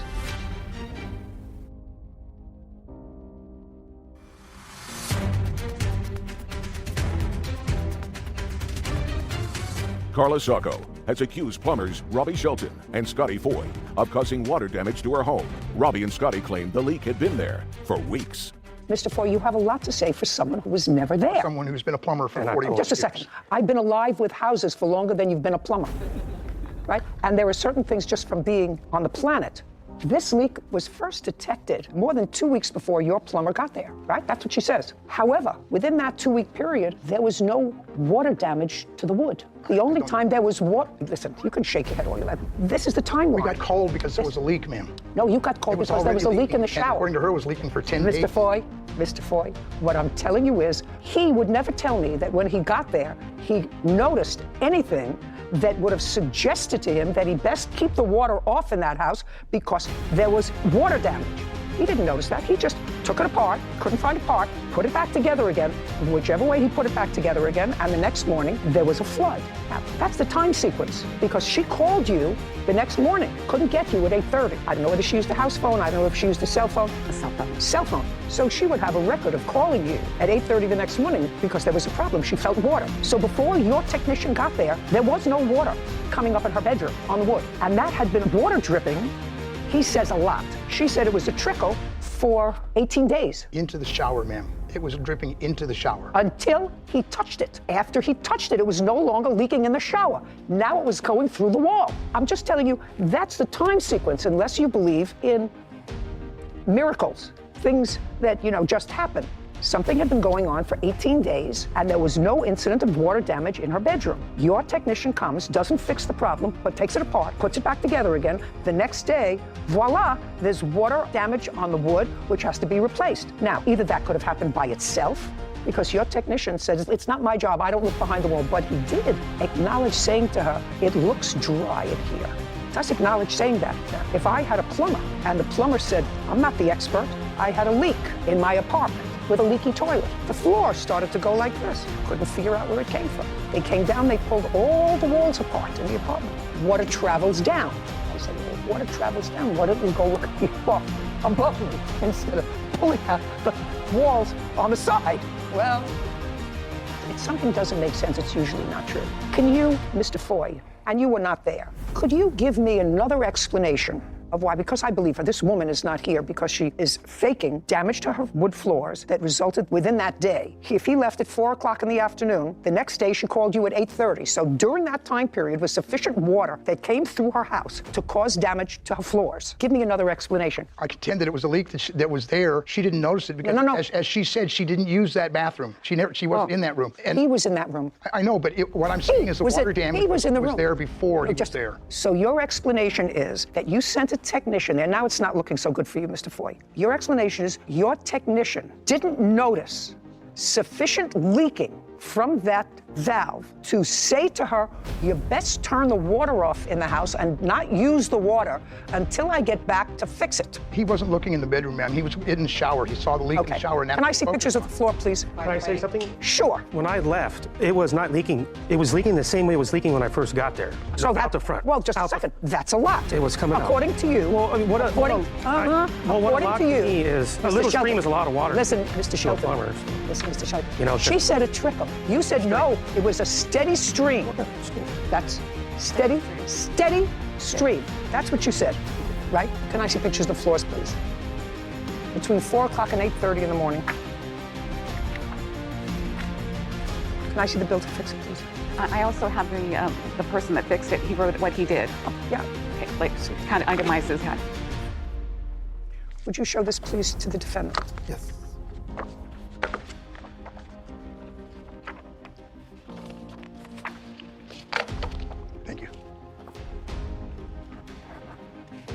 So, Mr. Foy, I assume you have insurance. You should have used it because I think you're responsible for the damage to her floors. And I think that was done because your technician did not do an adequate job of protecting it between the time he found the leak and between the next day. Nothing else makes sense to me. 3589, judgment for the plaintiff. We're finished. Thank you. This court is adjourned. I don't really agree with it because it was already leaking before I got there and she admitted to it. I'm just thankful this is over. That is a wood floor. Water could have been underneath the wood floor and not showed itself. You would think once they pull the floor up there would be mold. I have nightmares about leaks. Got justice today, thank goodness. So, you tell me that there are houses that you know where there is a master switch that you have to turn off for the shower. I know it can be expensive to have all the valves in your house be the individual shut-off valves. I do think it's safer, but honestly, not everyone has the luxury of being able to afford them. Even if that's the case, you should give the homeowner who called you, say, listen, there is a leak here. I can shut off all the water until I return tomorrow, so you won't have any water in the house overnight. He didn't give her that option. And I honestly believe that what he did, according to the second plumber's report, was accurate. He didn't put that valve back on the same way as it was. So between 4 o'clock in the afternoon and the next day, which is, 15 hours, that water was gushing from the inside where it had not before. But I think he actually didn't put the valve on correctly. That's also possible. The broken one. Yes. And just put it back on and said, Either way, they were. Honecker is suing her buyer, Charity Hoovener, for the cost of a golden retriever puppy. Court come to order. All rise. Have a seat, please. Case 2188, Snedeker versus Hoovener. Thank you. You're welcome. Ms. Snedeker, is this your boyfriend? Hi, yes. This is my boyfriend and the father of our 2-year-old child. You could stand up with her. In addition to a 2-year-old child, you also had 2 dogs. Where were you living at the time of this incident? So we were living in our house. In your house where? In Redford, Michigan. Do you own the house or rent it? We rent it. Are you still living there? Yes, we are. Do you work? No, You're not, the answer is no. I'm a writer. I'm also 2 months pregnant too, so. The question is, do you work and make a living? Yes. At what? Writing. Okay. Who do you write for? Myself, self-publishing. Well, how much money did you make last year self-publishing? 0. 0. So the answer is, you don't work and you don't make any money. And what about you, boyfriend? I currently at the moment am a custodian for the Hills School District. Okay, and how much do you earn? I earn $16.50 an hour. And what's your rent? It's $14.45. Who pays it? There's no question you don't. He does. I do. Impossible. Not at $16 an hour. Our brother currently lives with What? my brother lives with us as well, so we have a roommate. That's how we pay for it. And he pays some of the rent? Yes. Is your rent current? Yes. And you have a car? I do. So you have car and insurance. You have a car, well, somehow you're very economical. Now, you had 2 dogs. You had financial hardship, according to your complaint, and you could no longer take care of the dogs. Is that correct? Yes, that's correct. What kind of dogs were they? Our 1-year-old dog named Courage. He is a Border Collie, an Australian Shepherd mix. He's a Border Collie? Yes. Where did you get him from? We got him from a breeder back in 2021. It was probably December 2nd, 2021. And what was the other dog? The other dog, her name was Danny. She was a purebred golden retriever puppy that we had purchased October 7th, 2022. Yeah. Okay. Now, how much did you pay for the Border Collie? We paid $500 for the Border Collie. I'm still figuring out how you're all budgeting. And how much did you pay for the Golden Retriever? We also paid $500 for the Golden Retriever. Where did you get the money from? A tax return. So let me understand this. You have a 2-year-old baby? Yes. You have a 2-year-old baby. You got tax returns from the only income from the house, which is his, where he earned $16 an hour. And what you did was you spent $1,000 of your tax return on 2 dogs. I just am clarifying that in my own mind. Huh? Yes. Yeah, that would be a right. Okie dokie. When you could no longer either physically and or financially take care of the dogs, you put an ad on the internet. What part of the internet? We put the ad on Craigslist and Hoobly. Craigslist and? Hoobly. It's like another Craigslist type online. You have a copy of the ad? Yes, I do. I'd like to see them.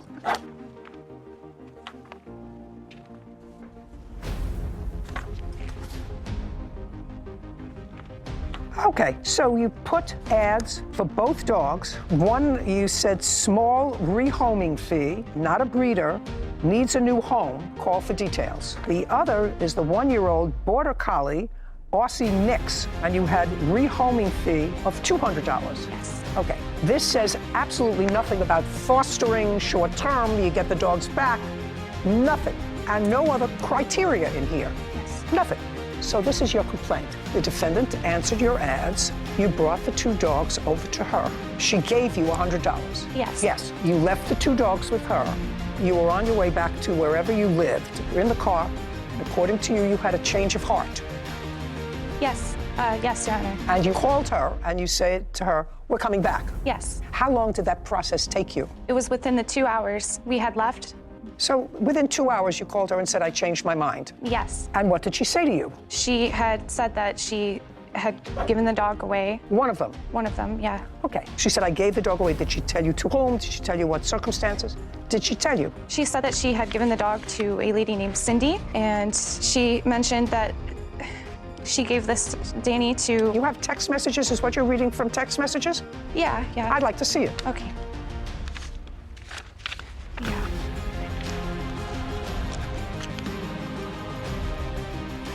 Okay, so this is a text in the evening, and she says to you, my friend is traveling back to Tennessee now with my friend Cindy. Now, you went back to the house and you picked up one of the dogs. Yes. Courage. And did you give her back the $100? No. That's either yes or no. No.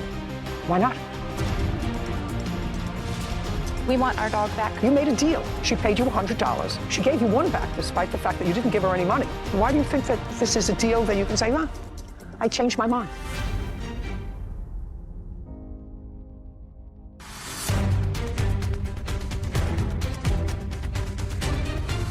Brianna Slineker, claims her buyer, Charity Hoovener, wrongfully gave away a golden retriever after promising to keep the puppy. Now, you went back to the house and you picked up one of the dogs. Yes. Courage. And did you give her back the $100? No. That's either yes or no. No. Why not? Because she kept the other dog, Danny, which was a purebred golden retriever. The condition was to have both dogs together. Okay, show me where that is. Show me something in writing where that was a condition. It certainly wasn't in your ad. It certainly wasn't in your ad, which just said you needed to find new homes for both your dogs. It was. Did you ever say anything to the defendant about getting a better offer for the golden retriever? No. Yes. Did you ever say anything to the defendant, either on the phone or in a text, that you believed that you could get more for the golden retriever because you had paid $500 for it as a puppy? This was just a couple of months later. It was still a puppy. I'm asking you, did you say anything to her about being able to get more money for her? Mm-hmm. No, I did not. We want our dog back because of our other dog, Courage. And well, what makes you think you can have your dog back? You made a deal. She paid you $100. You took the $100. You didn't return the $100 to her. One of the dogs was already rehomed to yet another person. She gave you the dog back. She gave you one back, despite the fact that you didn't give her any money. Why do you think that this is a deal that you can say, well, I changed my mind? What makes you? Because it was in a verbal condition to keep the dogs together. Absolutely not.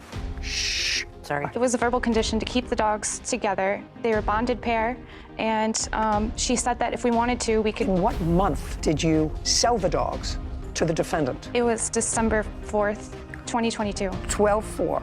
Now, you got, according to you, the golden retriever in October of 2022. So you had, at most, the dogs together for 2 months. Yes. Yes. Well, that's not a bonding experience.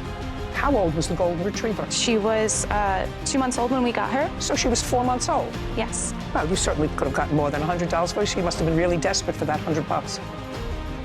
I really just want my dogs together. Well, they're not together. Then you should have thought of that before you put ads here. You changed your mind. That's it. You changed for whatever reason. You felt sad in the car going home, or she's going to tell me that you had a conversation with her that involved money. I'm ready. All I want to know from you at this point is, and it's really not dispositive of this case, but it was in your answer. Did you ever have a conversation after she dropped the dogs off about money? Yes. Tell me about the conversation. When was it? Was it in the car? Or It was by my door, by my side door. When? At what point in this? When they came back? Or When they came back, she said, I got offered a lot more money for this dog. I think you're a scam artist, and I want what's due. I want the rest of my money. What, the rest of your money? No. I don't know. No, Your Honor, no. Never said that. Yes. She got offered more money, Your Honor. She certainly could have gotten more for this golden retriever. She certainly could have gotten more money for the golden retriever than the $100 that you gave her for both dogs. Yes, for both. But she accepted the $100 and she never returned the $100. That's it. Finished. What? Your Honor, You I have wanted to keep Courage, and my friend here, Cindy, took Danny. Oh, so you have the other dog? I do, yes. I have the other dog. Well, step up. So you were going to Tennessee? Yes. Yes. Okay, tell me about the conversation that you had with Ms. Hoovener. Yes. On the date that they dropped the dog off. Okay, she had called me and let me know that, well, first of all, I believe is her name, was going to drop the dogs off. When did you have this discussion? That was on the 4th, on December 4th, 2022. She called me, I would be guessing, I don't know, I'm going to say maybe 5 in the afternoon, and told me that, I think her name's Brianna, was going to be dropping the dogs off for $100. For $100, and she asked me, do you have, $100? And I said, well, sure. So you gave her $100? I gave her $100 to give, yes. Brianna. And I was waiting, and she was running just a little late. We was going to Tennessee. We had to get diapers and stuff. So I left $100 with Charity, and I said, just in case she comes while I'm gone, you have the money to give her, and I'll come back when, we're done shopping to get the dog. Okay. Now, when had you discussed with her the $100 for both dogs? Over the phone, Your Honor. Tell me about the conversation. The conversation went, we had discussed the 100 for both Courage and Do you have that in texts? Yes. I'd like to see it. Not all of them. Not all of it? Just the one that she's asking. Yeah. How is the dog? She's doing really good. Yeah, I got her to the vet. She's growing. Oh, she 2 weeks ago was her last shots, and she's already 41 pounds. She's just growing like a weed. Yes, yes. Okay, I'm going to read this to you. I am trying hard to come up with $100 more, dear. I have 100. And you respond to her, okay, we're just going to have to feed them bread until somebody buys them. Then she answers you, I will come up with the rest. You were just feeding these puppies bread? What's changed in your life financially? You think that you should be able to stretch your budget to feed, so far, a 40-pound dog and the other one? What's changed? Nothing.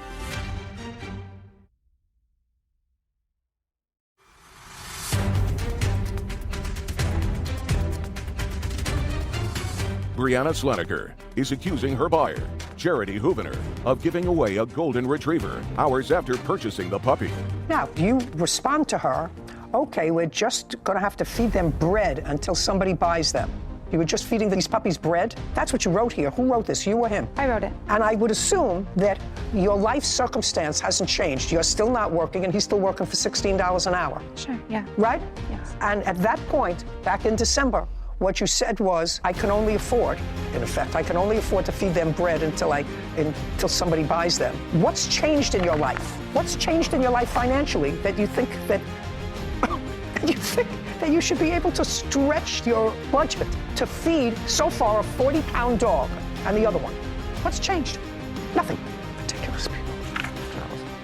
Kenyon was jobless at the time, Your Honor. What? Yes. He was jobless in December. Yes. You still took your tax returns and bought a dog for $500. Duh. She says to you, oh, they are both really fantastic dogs. And you respond, absolutely they are. It was a nice chapter to have them. Now their fate is with you or wherever their life journey takes them. Glad you have them now. That's what you wrote. Yeah. Yes, you're right. I'm probably going to fall madly in love. Anyway, then you changed your mind. And they reached out to Paw's organization and had a chat about last night. Your suspected buyer is being rude to us, and we want our dog back. What's a Paw's organization? What is that? When we had met her at her house, I was a little uneasy about giving her the dog and taking into consideration the area we live in Metro Detroit. There's a lot of dog fighting there, so I had to be sure that she was trustworthy. So she had mentioned to me that she is a part of the Paws organization, which is a animal-friendly organization. Okay. Oh, yeah. You say, now you want the dog back, and you say, option A, you pay us our asking price for the dog. What was your asking price? This is after you already got the $100. Okay. So now, after you got the $100, left the dogs with her, what was your asking price? What was your asking price? The value of her. What was the asking price? It's your words. I'm a little confused. I'm sorry. Option A, you pay us our asking price for Danny. Or option B, we call our lawyers and take you to court. Yes, I at the time wanted her to repay the remaining balance of Danny, how much we had bought her for, $500. So you wanted more money for the dog? Yes. Okay, well, you can't have it. You've already made your bargain. Your case is dismissed. We're done here. Thank you very much. This court is adjourned. I think that there's a lot of evidence, a lot of things that was left out and unsaid. I thought the judge's decision was fantastic. I just feel like everything wasn't said properly. That's probably on our part. I don't think it was necessarily fair, but that's her decision. Cindy and I wanted the best interest in these dogs. It just didn't feel right, so immediately we went back to get the dogs and keep them and bring them home. It was about money. Just stick it out next time. Don't trust everybody. I just feel as if these dogs were not taken care of. I hope she does have a good home. You know the sadness of that whole case to me, Sarah, is the mindlessness of these two young people. I don't know where they got the $500 during that 2-year period, an extra $500 to pay for each dog. Mm-hmm. I can only speculate. When I speculate, I say to myself, based upon my common sense, neither one of them look like they're robbing a store. No. So I have to say to myself, you know who bought them those dogs? The president. Because the only time you get that kind of chunk of money was it your stimulus or extended something. But even if it's extended unemployment, because he was unemployed, you have $1,500 a month in rent, you have a car, you have insurance, you have a 2-year-old baby. What kind of thought process goes into buying 2 expensive dogs? And what big a dog? dogs. And big dog. Well, one of them was a big dog. One of them was a substantial-sized dog. Then you have a 2-year-old baby, and you're going to feed the dogs bread. So what do? You have another baby. That makes sense. Makes perfect sense. And I guess I get so excited about it because based upon my history, it's always the children that end up suffering. I knew you were going there. And it's true. Yeah. You're feeding a dog bread and think that that's an appropriate way to take care of an animal and trying to get it off your plate. The first thing I would be doing is making sure I didn't sign up for another child financially, responsibility-wise. Yeah, well, what are you going to do? Cut the baby's formula with water so that you can stretch it? I mean, they both look like they could use a good meal. I don't understand. I just don't understand the thought process, and it's always the innocents that suffer because even the dogs are innocents, and clearly the babies, but clearly the dogs are innocents. You know, they just want to be fed and have a home with, you're not a 4-month-old puppy eating bread until they can find somebody that can give them something more nourishing. It's absolutely outrageous and irresponsible and tragic. That's what I think. Life isn't getting any different from what it was 40 years ago. It just stays the same. Well, at least the golden retriever is in a good home, goes to the vet, hopefully is getting fed real dog food, so there's a bright side or a silver lining in the end of that. So. Right. Now, if you could just find reasonable parents to take care of these two children. Hannah Buhlman is suing her former boyfriend, Ryan Trunell, for the cost of a car, an assault, and filing a false restraining order. Court come to order. All rise. Be seated, please. Hello, Judge. Case number 204, Bernero versus Trunell. Thank you, Kevin. Now, you have to tell me, are you Miss or Mr.? For the duration of this case, I will refer to as Mr. for legal terms. Mr. Trunell. Correct. Okay. Ms. Buhlman, you and the defendant dated for how long? 2 years. And according to what I read, during part of that period of time, you lived at your mom's house. Yes. From when to when? From January to May. Of what year? 2021. Had you lived with each other prior to that? Yes. Where? At his mom's. And how long had you lived at his mom's? About a year, once I turned 18. Prior to your moving into his mom's, were you ever together? Yes. Where? Well, we didn't live together. We were just, we were seeing each other, I mean. From when to when? From April to December of 2019, and then I moved in at the beginning of 2020. So for a long time. Did you have plans to marry and had you discussed it? Yes. True? We had those conversations, yeah. Great. This case actually has to do with funds that you put in to a car that was supposed to be used by both of you, but since you didn't have a license, the car was put in your name. And the relationship took a bad turn, and you have the car. Is that right? Yes. And you, Ms. Buhlman, want the money that you put into the car. Yes, we agreed that I would get my half of the money if he kept the car. Well, you didn't put in half the money. You only put in, according to you, a deposit. Yes. So you're not entitled to half the car. At most, you're entitled to your deposit back, and that's what I have to determine. Now, Mr. Trunell, the allegation is that you filed a false restraining order against the defendant, and I believe you spent a little time in custody. Is that correct? Yes, they took me in and fingerprinted me. And that was after the breakup? Yes. All right, so let's go to the car. You were living with your mother when the car was purchased? Yes. Okay. Mr. Trunell, month and year the car was purchased? May of 2021. So that was immediately prior to the breakup? Yes. What kind of car was purchased? 2014 Ford Focus SE. And the purchase price? We put down a deposit of $7,000. Total purchase of the car was just under $11,000. So there was finance charge on the car. Who financed the car? I did. Through what institution? My bank account. I was paying it through my debit card while I was working. I understand that, but what institution? What Bank of America. credit? Bank of America. And what were the monthly payments? $200, around there. So if the car was purchased immediately prior to the breakup, the plaintiff really didn't get any benefit or use of the car. Very little, maybe at most 30 days. That'd be a fair statement? I'd say so. Fair statement? Yes. And how much, Ms. Buhlman, did you put into the car? I put in $6,000. Is that correct? Correct. I'd like to see proof that you put in $6,000.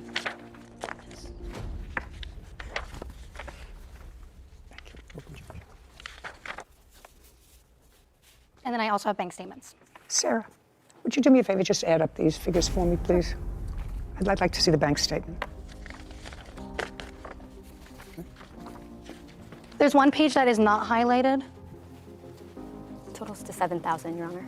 What is this that you gave me? My bank statements for what I paid at CarMax, and then what I take out, I did because I did a cash deposit. So everything I took out at the ATM, I put right into my cash envelope I had for savings for the car. But there are 2 CarMax transactions. I did it in cash because I was told that it would be cheaper if I did it in cash because it won't be taxed if it was compared to a card. Yeah, but these figures don't add up to the same thing as that. Well, he did pay a little because that is $7,000. No, but these figures I have on the 13th of May, which is when this car was purchased. I have you took out $800, you took out $1,520, you took out another $100. Yes. I may be missing something, but that's all I see. No, and then, like I said, the ATM on the other 2 bank statements, it says $700, $800, and I believe another $500 for everything I took out in cash for down deposit. I'm not following that. Are you understanding this? Take a look at this. You know.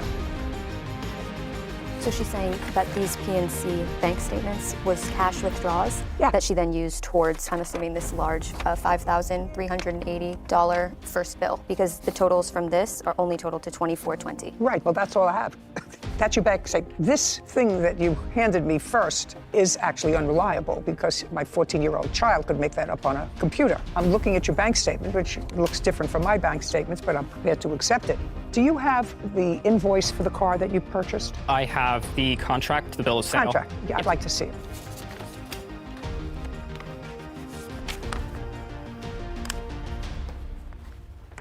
And I'd like to see your bank statement, please. I don't have bank statements with me. Any reason? In my search, there were no correlations on May 13th towards the purchase. Only records that came up were towards the insurance and car payments that followed after the date. So I did not believe it was reasonable for me to submit that as evidence. In the future, you should let the fact finder determine whether it's reasonable or not, right? Okay. Now, when you finance the car, what this requires you to do is to maintain insurance. Yes. And it requires you to maintain insurance for both liability and collision until the rest of the remainder of the loan is paid off. Yes. Did you? Yes. Good. Now, without going into anything else, the two of you are no longer together. We may have to get into that later on the protective order, but the car was totaled. Yes. After the breakup. Yes. And the car was totaled and insured so that there was payment by the insurance company. Yes. How much? $6,000. Do you have any proof of that? No.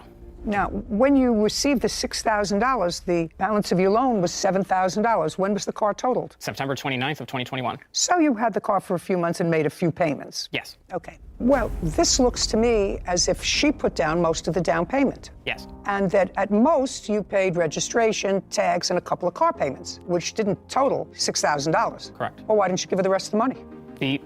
Are you following me? I mean, that doesn't seem like rocket science. It wasn't your money. The two of you broke up. And it's clear to me that you had a minimal investment in this, dollar-wise. The reason I didn't was mainly because I was the only person that could hold on to the car and keep it legally. Because it was under my insurance, I was able to finance it from there. Okay. Well, what you should have said to me was, I got a check for $6,000, but the $6,000, didn't that have to go to Bank of America? Yes, it did. It went to Bank of America, went to my account. I used it towards paying off medical bills from the accident, and I used it towards rent for my home. Well, why didn't you use it towards paying off the car loan? The insurance company had paid off the rest of what I was owed to pay on the car to CarMax. They paid it off. Oh, so they paid it off, plus they gave you $6,000. No, let me correct.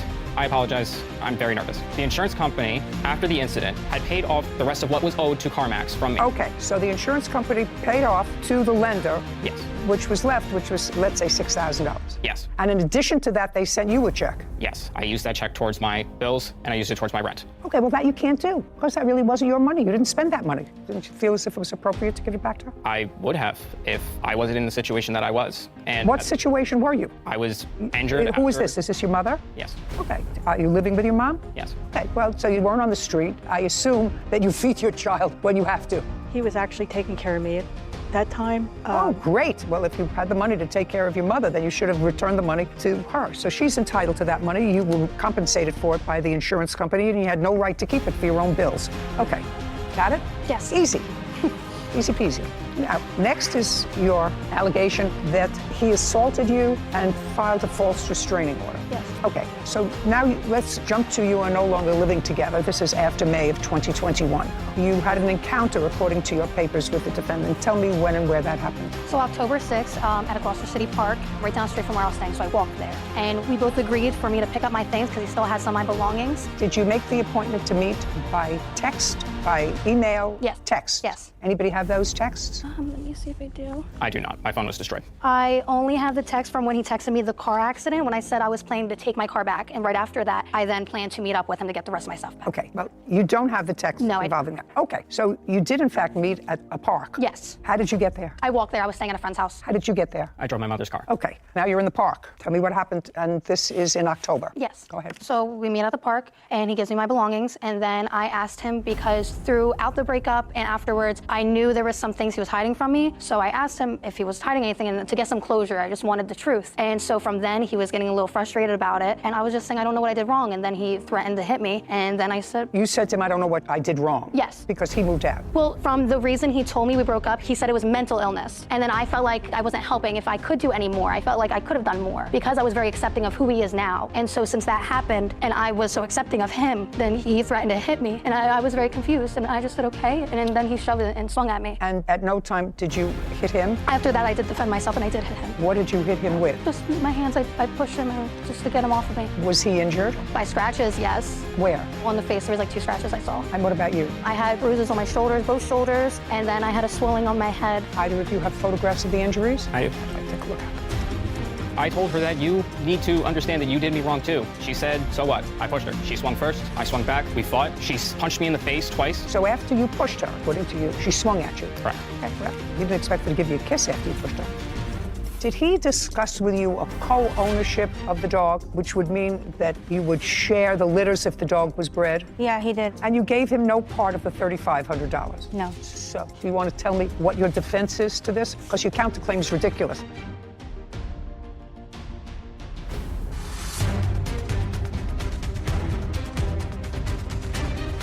"20-year-old Hannah Buhlman says ex-boyfriend Ryan Chunell is responsible for a car down payment and injuries from an assault. Ryan said he was the one assaulted. Either of you have photographs of the injuries? I do. I'd like to take a look at it.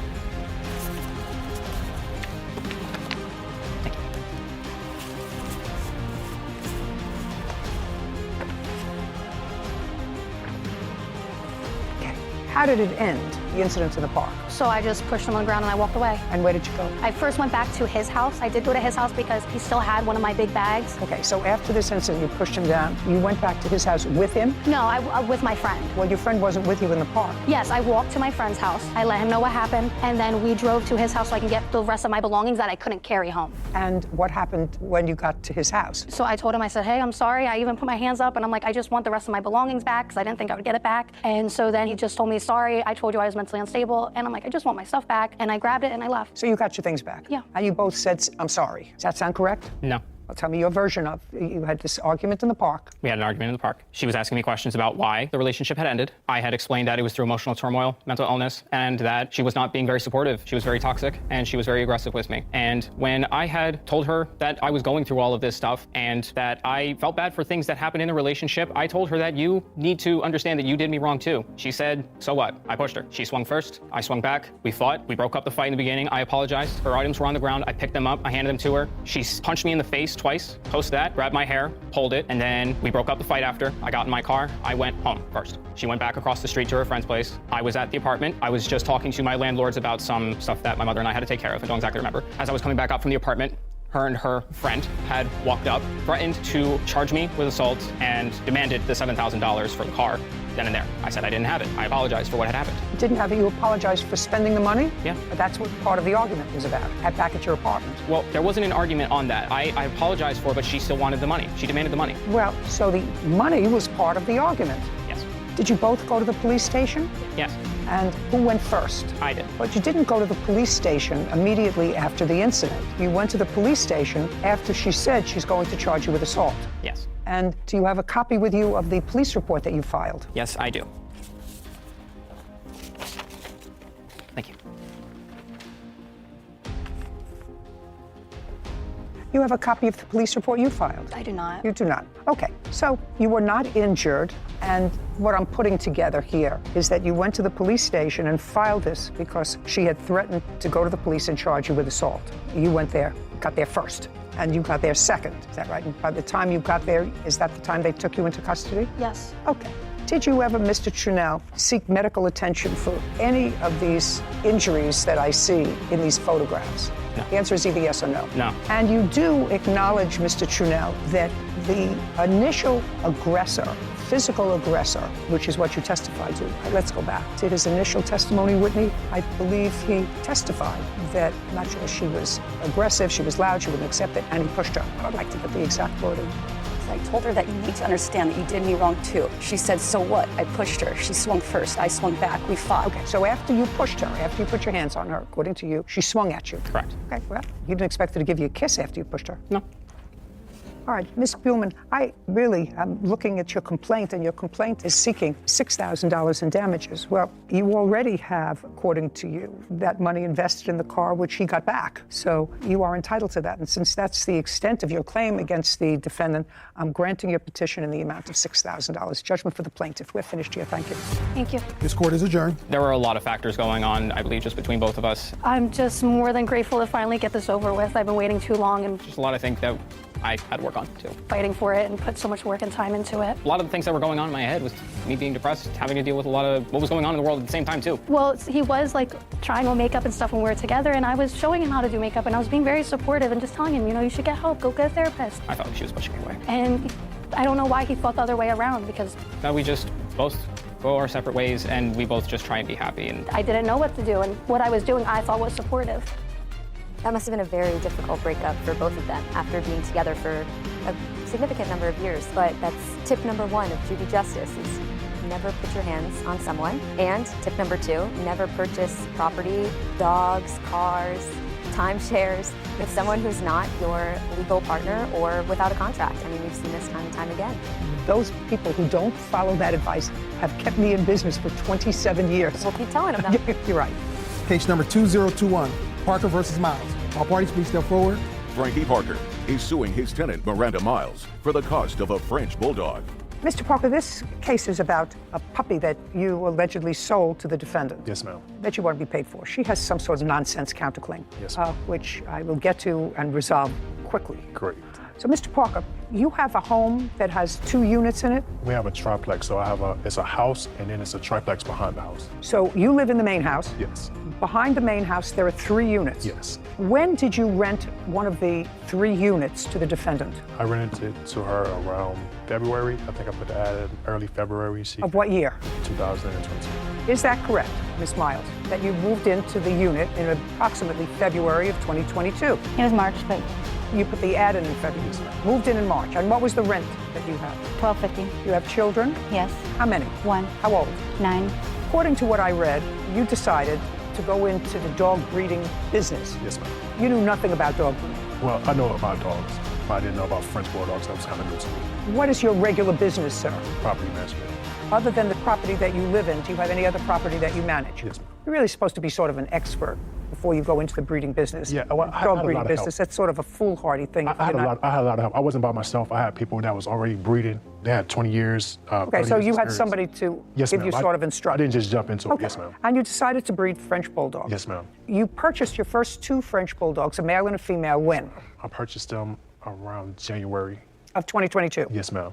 And then you bought another one. Yes, ma'am. Another good When did you purchase the other one? I bought the other female around February. Okay, that's about the same time that you posted an ad for this unit that you moved into. Yes, ma'am. All around the same. And that dog, I believe, based upon my recollection and my memory isn't what it used to be, I think the dog's name is Dolce. Dolce, yes, ma'am. How old was Dolce when you purchased her in February? She was approximately 3 months. How much did you pay for her? I paid $3,200 for her. And did you have AKC papers for her? Yes, ma'am. Now, according to your complaint, when the defendant moved in, she moved in March, she moved in with a 9-year-old daughter. The 9-year-old daughter saw this dog, Dolce, became attached to the dog, fell in love with the dog, and the defendant agreed to purchase the dog. Yes, ma'am. And you acknowledge that you agreed to purchase the dog. Yes. In March of 2022, how much did you agree to pay Mr. Parker for the dog? When I went to the apartment, he's told me $2,500. He told you that's 20. not true.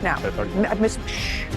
He comes to my house, knocks on my door randomly all the time, put cameras Then on my move. neighbors. Listen I to don't me. have the money. Listen to me. Well, that's again not his problem. He wants his rent on time, and he would like to be paid for his dog.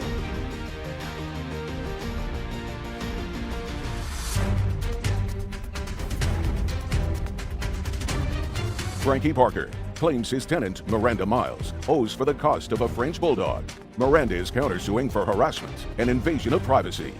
Miss Miles, I want you to think more clearly. Try to be clear. He had just paid $3,200 for the dog. I didn't know that. So, according to you, he agreed to sell you the dog for $2,500. Yes. and then he changed it to 35 when I moved in. Oh, so before you moved in, he said 25, but after you moved in, he said 35. Did you agree to pay him the 35? Yes. Okay, so now you have an agreed price of $3,500, which sounds more reasonable than 25 because he paid more for the dog.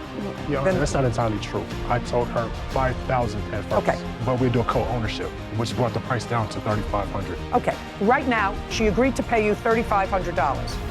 She doesn't understand from co-ownership. You're talking about breeding down the road. Did you pay him any part of the $3,500? No. Okay, now let's go further. Are you still living in the unit behind him? Yes. So now that's March, April, May, June, July, August. Did you pay March's rent? Yes. April? Yes. May? Yes. June? Yes. July? Yes. And August? Not yet. Did she pay everything except August so far? Yes, but I had to take her to court to almost evict her to get the money. Okay. When did you start eviction proceedings? In what month? I started eviction proceeding in June. How much behind in rent was she? She was just that month, but she had been late 2 prior times. So. Okay. How late is late? Well, I give you a grace period up to the 4th. Sometimes it's like the 10th. Sometimes it was like the 10th? Yes. So we're not talking about months late? No, she was never, she always paid. When you took her to court to evict her for non-payment of rent, she came up with the money? Yes. Now, we're August 5th now. Did you pay your rent? Not yet. Honestly, I'm struggling. I'm unemployed right now, and he knows my situation with my bank and my account right now, and he knows why. I have no funds at this moment. Oh, but that's his business. I get it. See, that's his business. Do you work? Not at the moment. Why? Because I got fired.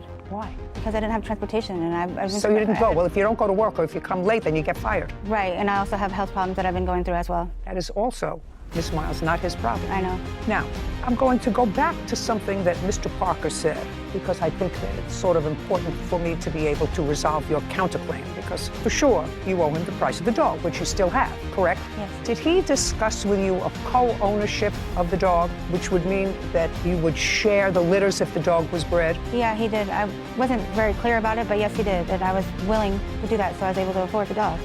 That's going to help me resolve the issue. And you gave him no part of the $3,500? No. So, do you want to tell me what your defense is to this? Because your counterclaim is ridiculous. I don't even remember what it is. For harassment, slander, invasion of privacy? He comes to my house, knocks on my door randomly all the time, every day. Then move. Just a second. Then move. He put cameras then on all move. my neighbors. Listen to me. I don't have the money. Listen to me. Move. I don't have the money. Well, that's, again, not his problem. He wants his rent on time, and he would like to be paid for his dog. Right. Okay, let's move on to something that's viable, Yeah. okay? Let's talk about this breeding of the dog, which I think would be absolutely ridiculous. Have you taken the dog to the vet? Yes. Dog's gotten its shots? Absolutely. And other than the fact that you say you're not working, there's no reason that you're not paying him for the dog, which you originally agreed to. $3,500, judgment for the plaintiff. Thank you very much. But, Your Honor, she's supposed to get full breeding rights. I'm not giving her full breeding rights to anything. She can't take care of herself or her 9-year-old. She has no money. How is she going to breed a dog? We can't do the co-ownership. No, you're not doing the co-ownership, sir. She just bought the dog for $3,500. Period. That was you the keep. agreement. Oh, just a second. You keep the papers. Do you understand? Okay. You keep the papers. She doesn't get the AKC papers. Okay. She keeps the dog, which means she's going to take care of the dog, get it spayed, do whatever she's supposed to do with the dog. Okay. You get $3,500, and don't make deals like this again. Do you understand? Yes, ma'am. Great. This court is adjourned. I wanted either to have the full dog and not no co-ownership, but I guess it didn't work out for me. You know, I was trying to get the whole amount so we won't have to do a co-ownership anymore, so you can either get the dog, the whole rights to it, or just pay me out. I think he was trying to help me pay for it, and that's why he said the co-ownership, because I was unable to pay for the whole $5,500. The whole rights to it, or just pay me out, you know. I think that's what he was trying to do. But I think overall the judgment was fair. We live next door, so we have to. I hope that we can actually do this together, and We're good. Me and him are good. I hope it does run smoothly and we don't have any more like mishaps. The case itself was easy, Sarah. Promised you buy the dog. Your daughter is in love with the dog. And he said, well, I can't pay for it. This time, the dog's attached. And he seems like a very, very nice man. But we had 2 little Maltese dogs once. I don't know if you remember. I remember them. the stories. Do you remember the story? You were too young to remember the dogs. They were 2 little yappy Maltese dogs. And we thought it might be an interesting experience to breed them. Oh, yeah. 2 New York City judges. 2 New York City judges decided that it was the worst experience. First of all, I remember after, and I think we had 2 or maybe 3 in the litter, and I couldn't leave them home. So I would take them in a box in my car to the courthouse and open the drawer and keep them in the drawer so that I could feed them. There was this mother that wasn't a very good mother for the dogs, and she didn't want to be bothered feeding, so I had a bottle that they had to be fed for 2 hours. Oh my God. It's a full-time job. It was a full. You get It involved was a full-time when- job. That's it. But it was our last time. You really have to know what you're doing. Otherwise, Educated. it's really not fair for the dogs. That's one of the reasons why she did not get the AKC papers, because she's having a hard enough time taking care of herself. And now she has a pet that her 9-year-old and her can enjoy. And Tina Smootey are suing their former son-in-law, Dalton McDonald, for unpaid loans. Court come to order. All rise. Have a seat, please. Hello, Judge. Case 2082, Smootey versus McDonald. Thank you. You're welcome. Mr. and Mrs. Smootey, the defendant used to be married to your daughter. Yes, Your Honor. And according to what I've read, they were married for about 5 years. Yes. The thrust of your claim is that he owes for a couple of things, for rent and the balance of a truck. That's your lawsuit against him. I'd like to know, do you know the date of their marriage? 3/16/2011. And your ex-wife's first name? Jacqueline, And when did you and your former wife separate? in 2020. And you had 2 children. How old are they now? They are 5 and 8. And who has custody of the children? Dalton has physical, and they have joint custody. Just a second. So he has custody of the 2 younger children? Yes. That's a yes. How long have you had custody of the 2 children? Since July of last year. At some point during the marriage, there was a truck purchased. Yes. Who purchased the truck? Dalton purchased the truck. I co-signed for it. And when was it purchased? Month and year? June of 2017. Was that the only car Yes. that they had? Yes. So that was a family car. Yes. And in 2017, was your daughter working? Yes. So both parents worked. And both parents, I assume, pooled their money and I assume made car payments. Yes, Your Honor. Yes. Is that correct? Both. And then they separated in 2020, and at that time the children came to live with you. Correct. And you took the truck. Yes. By agreement with your now ex-wife. Yes. In 2020, who made the car payments? My husband did. Is that correct? Yes. I made all of the car payments on that vehicle. All of them, from the time it was purchased until we paid it off. Okay, so what you're telling me is from 2017 you made all the car payments. That's correct. Did your daughter and son-in-law make any of those payments?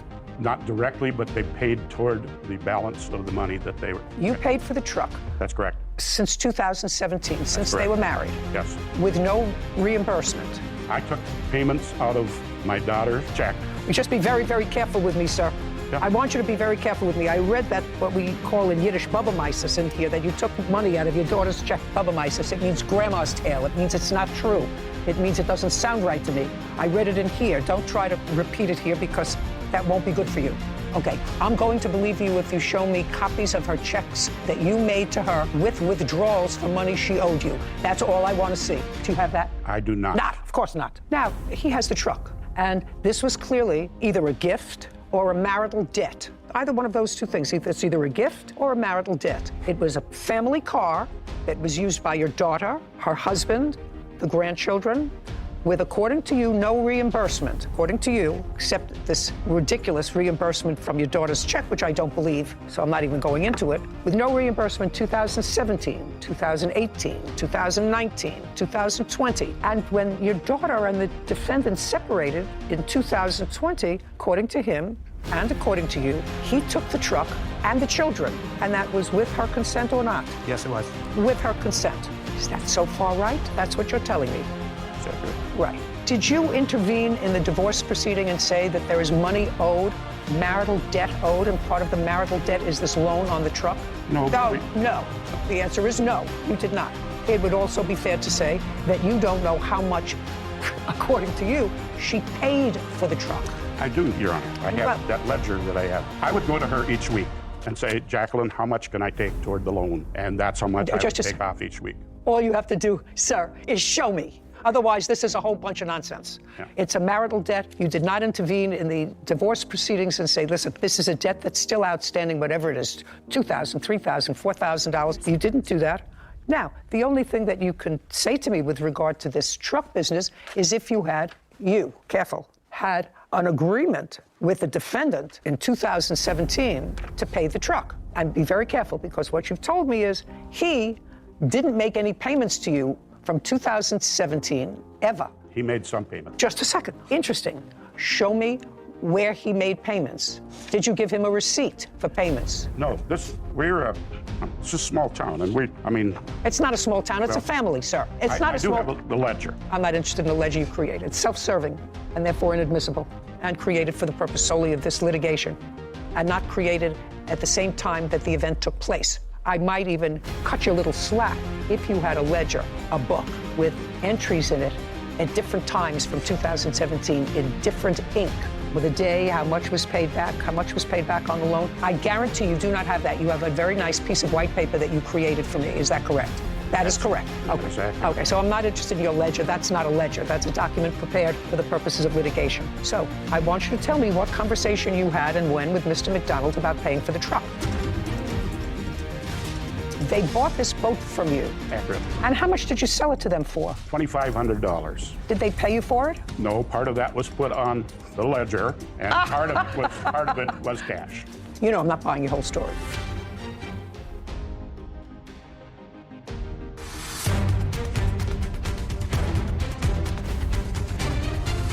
Herman and Tina Smoody claim their former son-in-law, Dalton McDonald, owes for unpaid loans.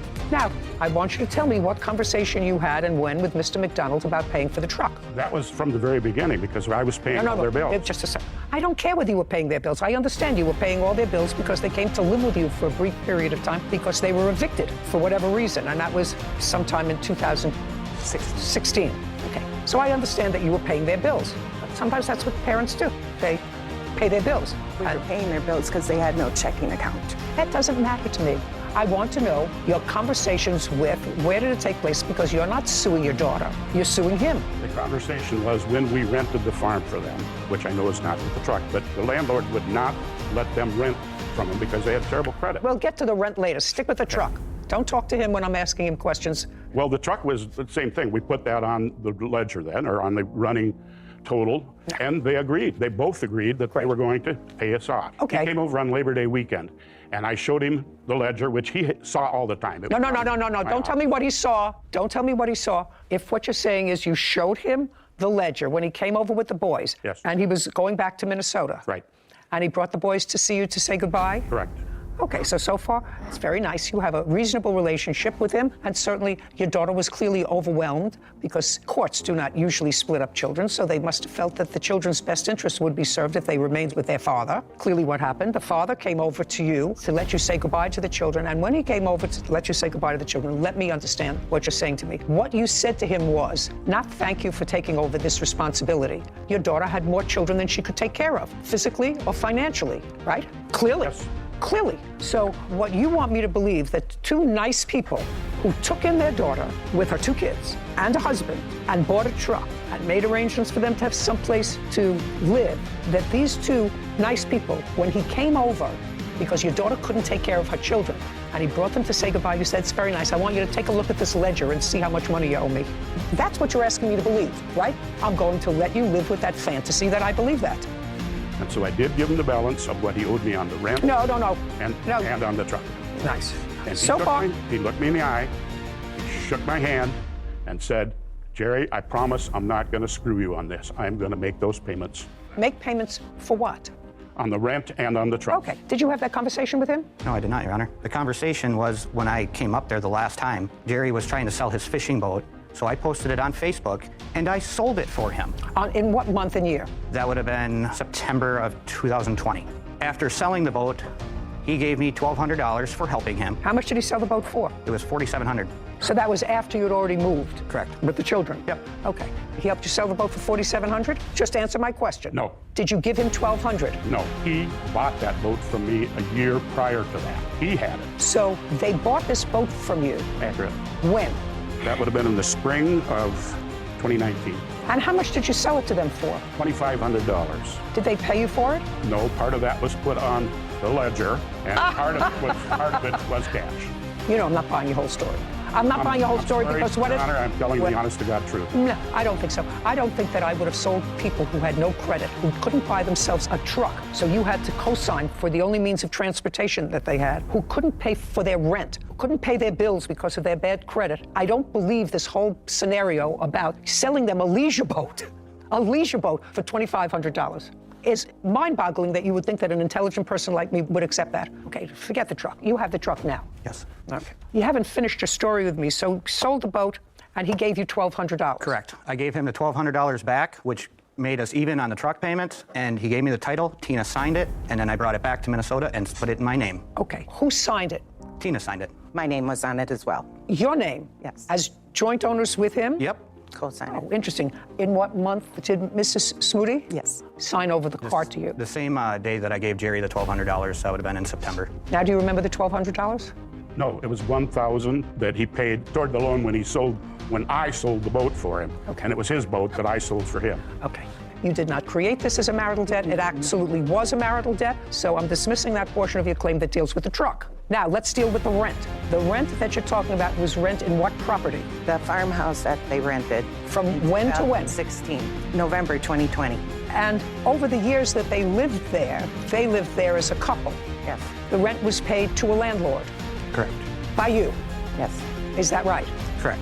And they, your daughter and her husband, would give you cash, checks, or whatever to cover the rent. Yep. Yes. And how much did they give you to cover the rent? When we started out, rent was $800, and later on he raised it to $900. We never made it a set amount each week. They gave us what they could. And we've done this before in the past, and they've always paid us back. Well, then you should have sued them and listed all of this as a marital debt in the process of their divorce. So it could all have been... We're handling it could all have Jacqueline been, in another way. You what? We're handling Jacqueline alone.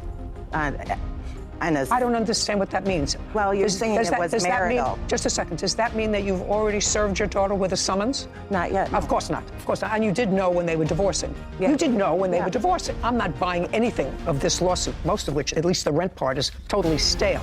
I'm just curious, Mr. and Mrs. Smoody. Somebody wants to answer this question for me. Mr. McDonald has custody of your two young grandsons, who I assume that you were close to because they lived with you in your house. And you seem like... live with us.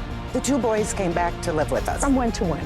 December of 2021 until July of 2022. 6 months we had. Just a second, 2022. Was there a court proceeding? No. But then in July, they went back with their father. That's accurate. And they've been with their father since? Yes. Okay, so the boys lived with you for 6-7 months. Right. Was that an acrimonious transfer? That's what you meant when you said any employer that has gone through all that paperwork and red tape, as I have, will do anything to avoid it. The anything is firing the employee.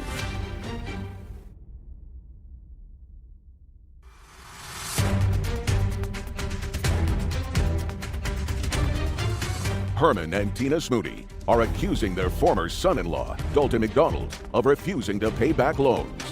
Was that an acrimonious transfer, or was it something that you both... What happened there was he called my husband to see if No, don't tell me what he said to your husband. Okay, I will tell you then.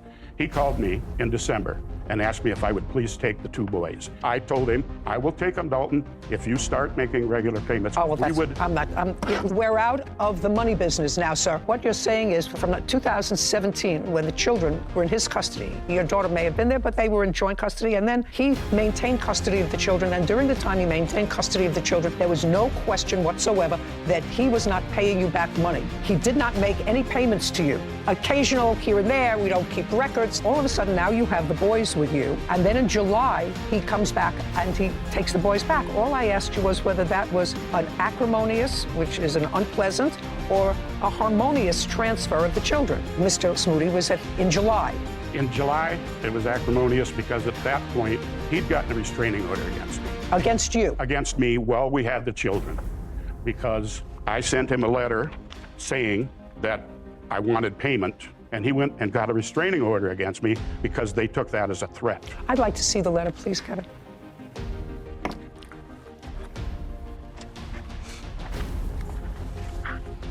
And this is what needs to happen moving forward. That's correct.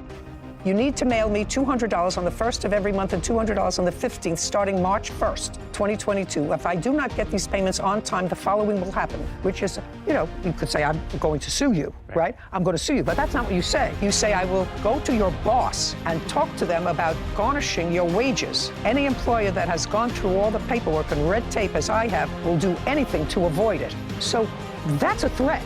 What you're saying is, I'm going to call your boss and tell him that I'm going to sue you, and then your boss is going to have to go through all the red tape of what it means to have a garnish on your salary. You have to go through accounting, and they have to deduct it. And no boss wants to do that, which is in effect say, so either you pay me or your boss is going to fire you. That's what you meant when you said any employer that has gone through all that paperwork and red tape, as I have, will do anything to avoid it.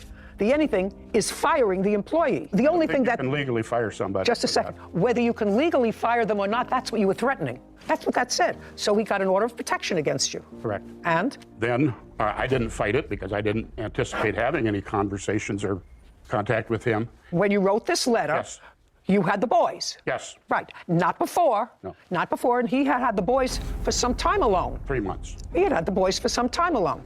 Okay, let's go back to my original question, which was, when the boys went back to their father, was it acrimonious or harmonious?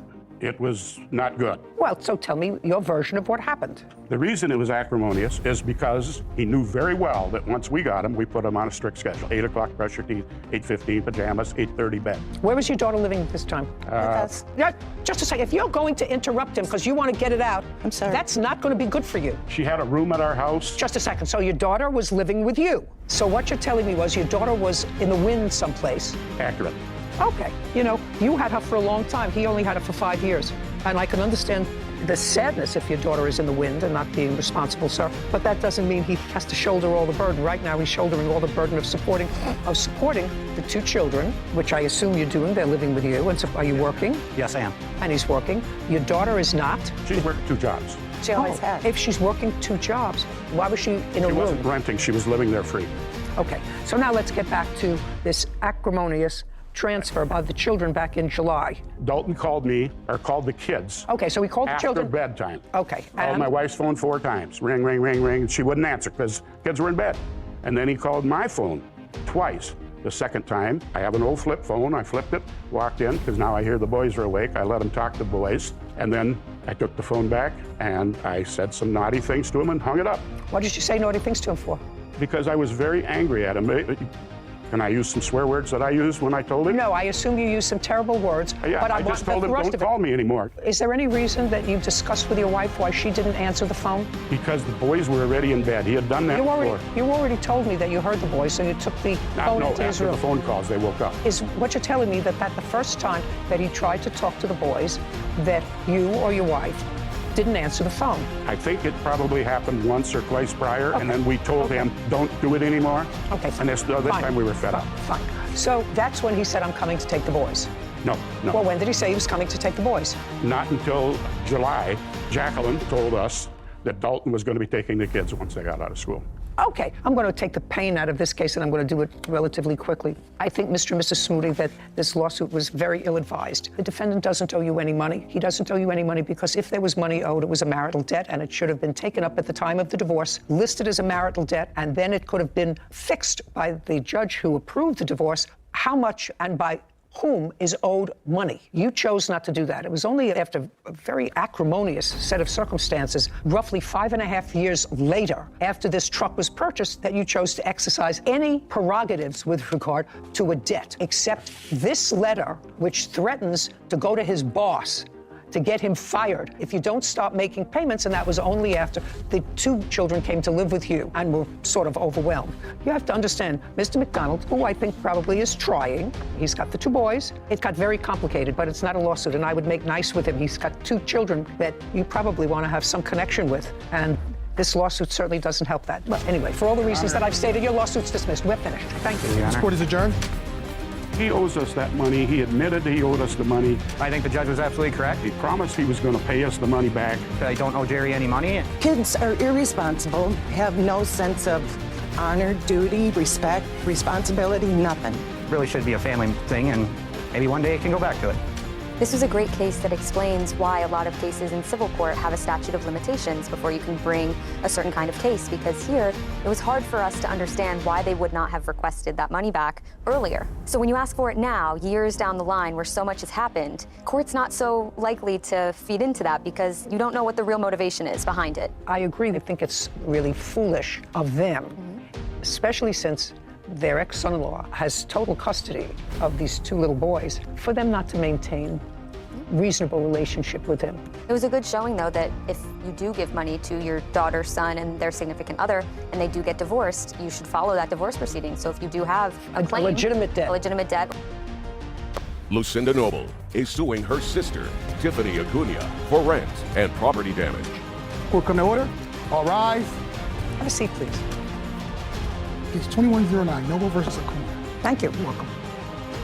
Miss Noble, this is your sister. Yes, ma'am. Older or younger? Younger. Any other siblings? Many. How many?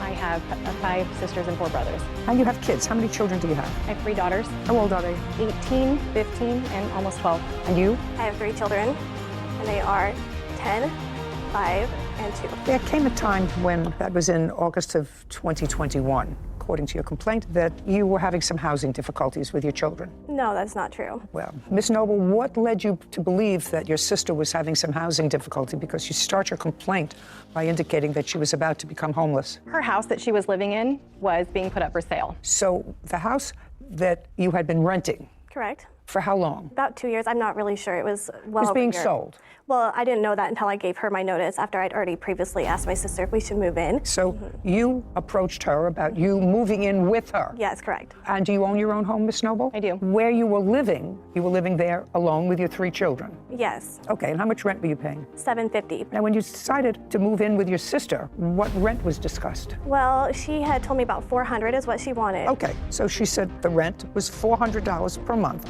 and that was starting August 1st? Right. So this is what part of this case is about. Part of the case is about rent. You lived with your sister from August 1st, 2021 to a date in 2022 when you finally removed all of your property. Kind of. I did not remove all of my property, but I removed what she allowed me to. To remove on what date? I'm going to say it was mid-May. I'm not sure. May of 2022. So we have August, September, October, November, December, January, February, March, April, May. So between 9 and 10 months. For the 9 or 10 months that you were there, how many times did you pay her $400 in rent? She's going to have a list. I have a list too of our. And you have a list, so why don't you take a look at it and give me the exact number of months? The time I paid her $400 was, I think, only one time, and there was other times I paid her different amounts. But our agreement was because I bought all the groceries, we just kept track on this app, which has a list. I paid way over $400 in total. Well, so our agreement had changed. Just a second. Okay. You have an app 10 months. How much did you spend on that app? 12,000 something. It's right in here on the list. Take a look, because you're going to show it to me. I paid total $10,411. Okay, and she? She total was $11,291. And that was to cover groceries, food, gas money. Her phone was under mine. This is something that I'm going to have to simplify. There came a time when there were issues with regard to you not paying her $400 a month rent, and you discussed it with her, correct? And in what month was that? April. It was before April. It was before I had gone on vacation. What month and year? December of 2021. So what I'm reading in December of 2021, you had a dispute about how much you were spending, how much you weren't spending, and that $400 was not being forthcoming just for rent.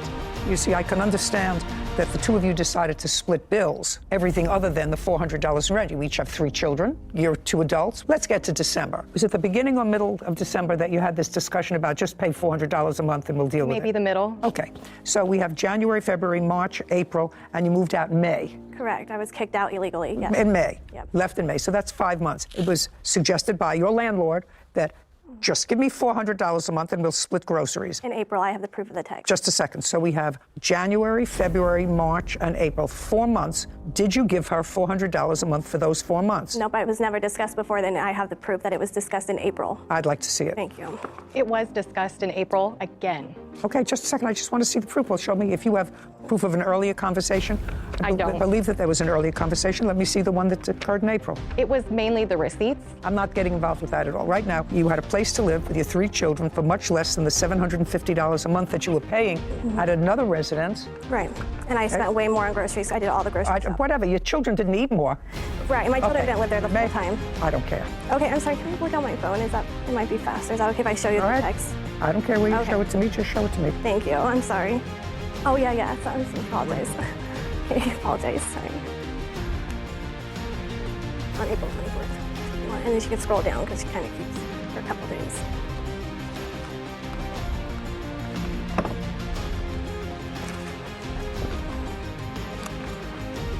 Oh, that wasn't an agreement, madam. These were final acts of desperation to get you to pay $400 a month. Here. That was the first time I'd heard, about her. Oh, no. That wasn't the first time you heard about it. Right. Because the first line is $400 better be under my door. Right.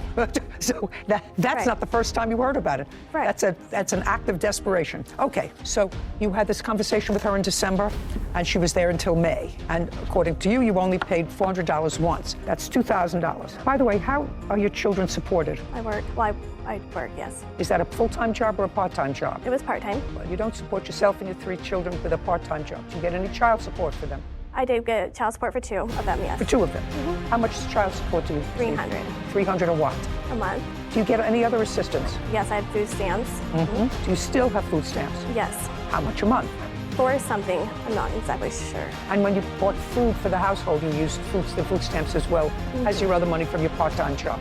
Got it, $400. So far, you owe your sister $2,000. That's for back rent. Now, you want to go through the damages that you allege that your sister caused? Yes. So I had 2 couches, and those went away. What do you mean both went away? What does that mean? She got rid of them.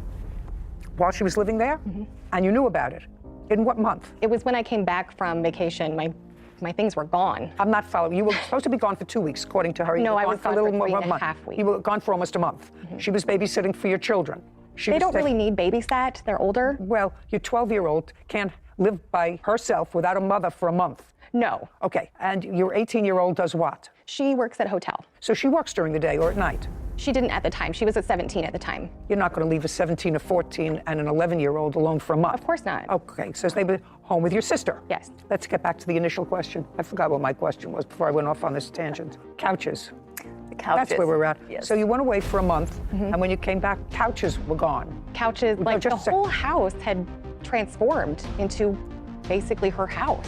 I don't care, basically her house. I want to know what was missing. So the couches were missing. Okay, which couches? Couches from where to where? So the couch from the living room, it was a sectional, and the couch from the basement. Living room and basement. What happened to those couches? Oh, they were gone a long time before, and I can prove you a text of her saying that they were gone before I even moved in, actually in August. She knew, and her daughter and her boyfriend helped me load them up and take them to the dump. She, in fact, told me she was getting rid of a lot of old furniture she did not care about. I have pictures. Just a second. What you have is proof that those 2 items were disposed of before she went away on vacation. Way before I moved in. Okay. Now, Ms. Noble, your sister says that she has proof that those 2 couches were disposed of well before you went away on vacation. If she does, I'm not going to be happy with you. Do you understand? Were those 2 couches gone before you went on vacation? I can't recall, but I believe she wanted to make room for her furniture. Just a second. Were those 2 couches gone before you went on vacation for a month? I know the basement couch wasn't. Okay. I think you're full of baloney. She started giving my niece video games, movies, my food storage containers. She was just giving my things away. Okay. I went to graduate school after I finished with high school for 9 years. I'm not dealing with Tupperware.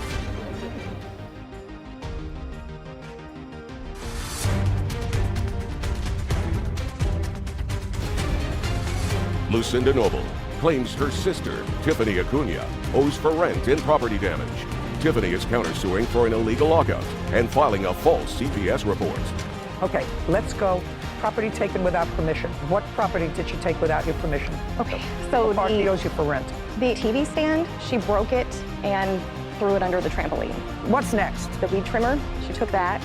She started giving my niece my belongings while I was gone. She started giving my niece video games, movies, my food storage containers. She was just giving my things away. Okay, she owes you for rent. I went to graduate school after I finished with high school for 9 years. I'm not dealing with Tupperware. So far, she owes you $2,000 for rent. Okay, and then there was also the wall damage, the windows, the blinds, just a second. Just a second. What wall damage and where? The wall damage is from the room that she was staying in and the room that her boys were staying in. May I see the damage that you're referring to?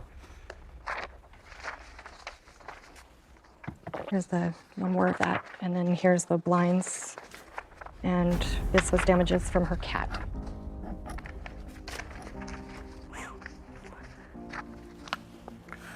Well, this I can't see at all. Okay, so that I can't see at all. And if you're talking about nail holes, I'm not interested in nail holes where there were pictures, putty them up. I don't know what this is a picture of. Tell me. That's where her cat clawed up the carpet to get into her room. Did you replace the carpet? Not yet. Do you have an estimate for replacing or patching that carpet?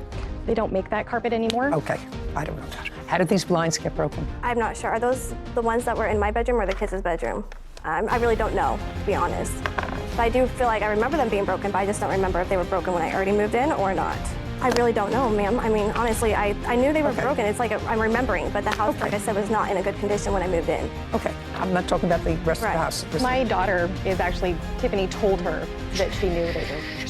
She doesn't remember. You tell me that these blinds were in good condition before she and her family moved in. Yes. She says she doesn't remember. I have to rely on what you say to me because that's not ordinary wear and tear. No. You have a bill for new blinds. From Lowe's, I have the estimate of what it will cost to replace them. Okay, I'd like to see it. You do have a cat?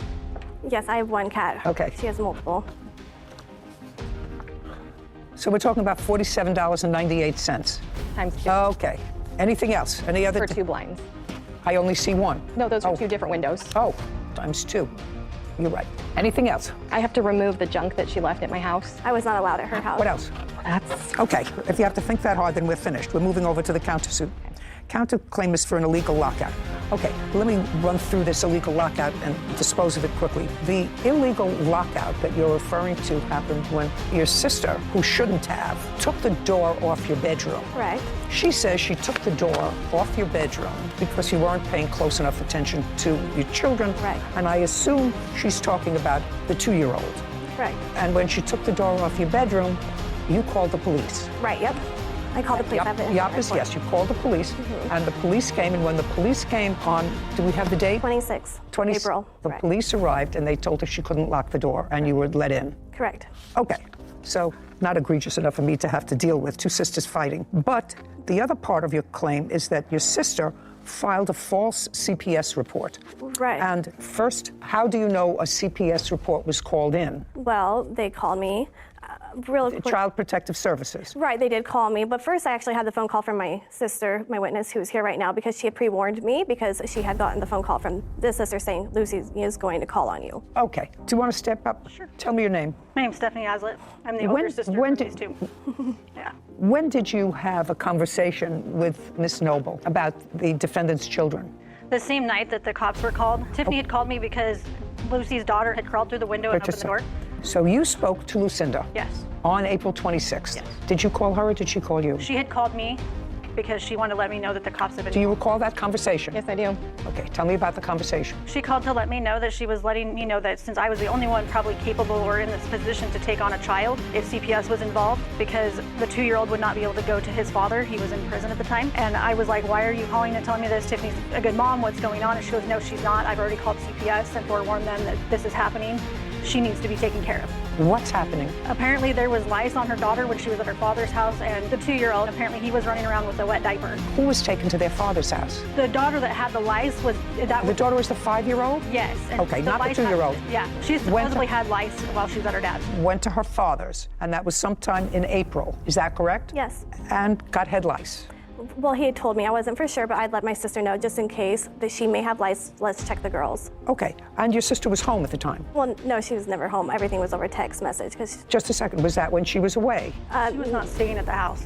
She was not at the residence. She was staying at her boyfriend's house that was there. Lucinda was staying at her Yes, boyfriend's right. house? Yes. Okay, and that's on the 26th? Yes. Is that after the police were called? That was prior to, supposedly the lice was prior to, and that's why she had called them prior to that night. And she was letting me know that she had called them and that I needed to be prepared to take on a 2-year-old. What did you tell her? I asked her why she would call them, what was going on, and I said, this is ridiculous. You know that this is ridiculous? And she goes, no, it's justified.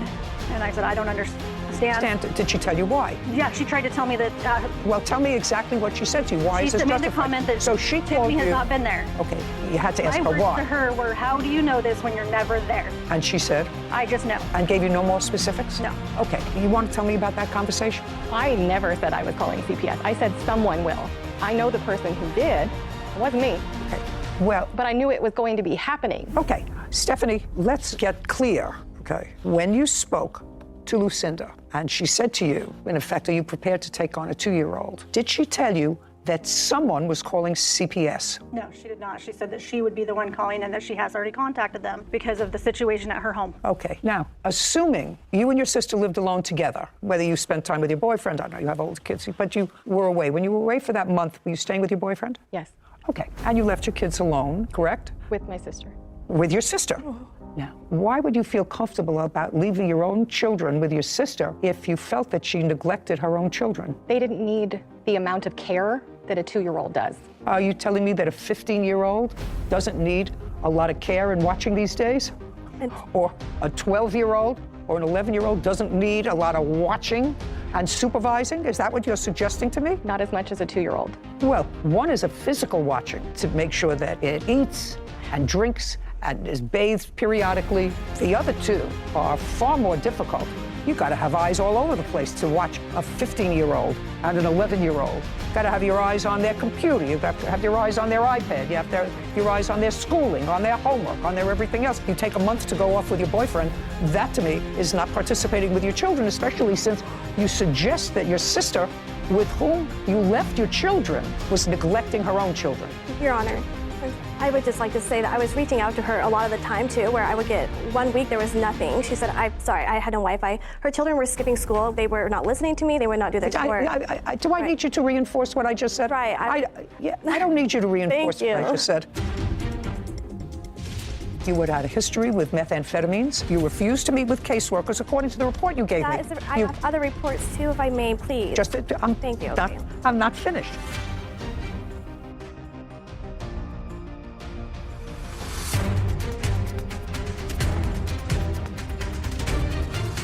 Lucinda Noble is accusing her sister, Tiffany Acuna, of refusing to pay for rent. Tiffany claims Lucinda wrongfully reported her to Child Protective Services. Now, you have something you want to say? Many things, actually. Well, many things. I don't want many things. What I want to know is you're her daughter. Yes. Your first name? Anna Noble. Anna, what do you do? I work front desk at a hotel. Graduate from high school? No. Why? I was pulled out and moved to Missouri. Pulled out by whom? By your mother? Yeah. And when your mother pulled you out, how old were you? 17. Had you been going to school before? Yes. In what jurisdiction?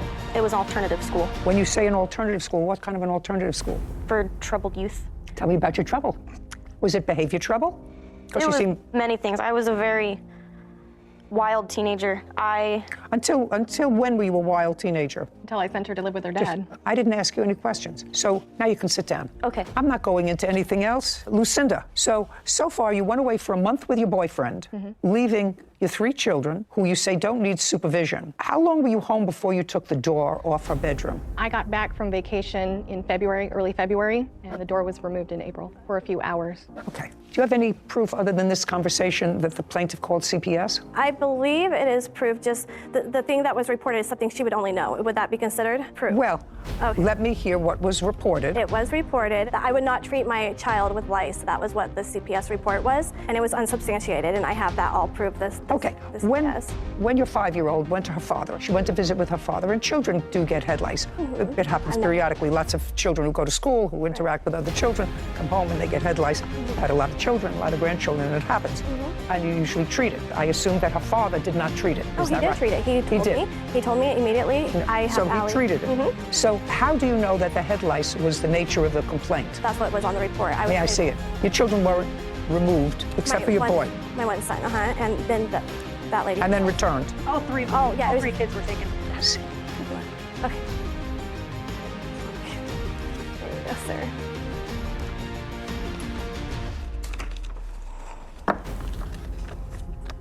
Okay, you had a prior history with Child Protective Services. Which I was unaware. That's either a yes or a no. Yep, yes. And during the course of those prior proceedings, which were relatively current Child Protective proceedings, because that was in 2021, you were clearly drug tested by the Department of Social Services or Child Protective Services. In 2018 or 19. This was at my doctor's prior when I was, and they reported it that I had Okay, on my. and at that time, you had an open case and you tested positive for serious drugs. Right. Very serious drugs. And this says that while under the influence of those drugs, you drove your children to the doctor's office while under the influence. That's the report. Right. Okay. These reports all seem to indicate that they tried to see you, but you kept canceling appointments with them and were a no-show. Well, okay, that's what this report says. You gave me the report. Right. So let me understand this. After coming in and making an assessment, Child Protective Services determined to file a petition on behalf of your youngest child. Yes, they did. Okay, yeah. Well, after everything I read there, I think that was probably a good idea. I don't know what happened with that. I assume that the petition was ultimately dismissed if you have your children back with you. Right Do you away. have your children back with you? Yeah, right away, as soon as I went to court that day. That's okay. They determined after they spoke to you, and irrespective of either her motivation or anybody acting on her behalf, or somebody that she knew, or her, call Child Protective Services. The question that I'm presented with, was there a basis for concern about your children? No. And based upon the reports that I've read here, and those are reports that you gave me, Right. that those serious questions about what was going on with the young children in your house deserved a second look. You had had a history with methamphetamines. You had a serious weight loss. You refused to meet with caseworkers, according to the report you gave me. I have other reports too, if I may, please. Thank you. I'm not finished. Okay, good. Thank you. Because if you've been in family court, as I was for 25 years, often incidents are called in of suspected child abuse and neglect. A caseworker goes out, takes a look, and says, I'll continue to watch it, but I don't have to file a case. It hasn't reached the level where I think that I should file a case and remove a child. In this case, Child Protective Services came and tried to do an investigation, which, according to the worker, you evaded. You missed appointments, you rescheduled, you didn't show up. One time. And then, not one time. They also had a prior history of you involving drugs, involving driving your children under the influence of drugs. Recent history didn't happen 20 years ago. If it happened 2019, this says 21. If it happened 2019 or 2020, that's still recent history. Okay. So whoever called, it was worth, according to this caseworker, they had sufficient information based upon what they saw and what they knew to remove the 2-year-old. So that part of your case is dismissed, which is the only part of your counterclaim that I was really entertaining.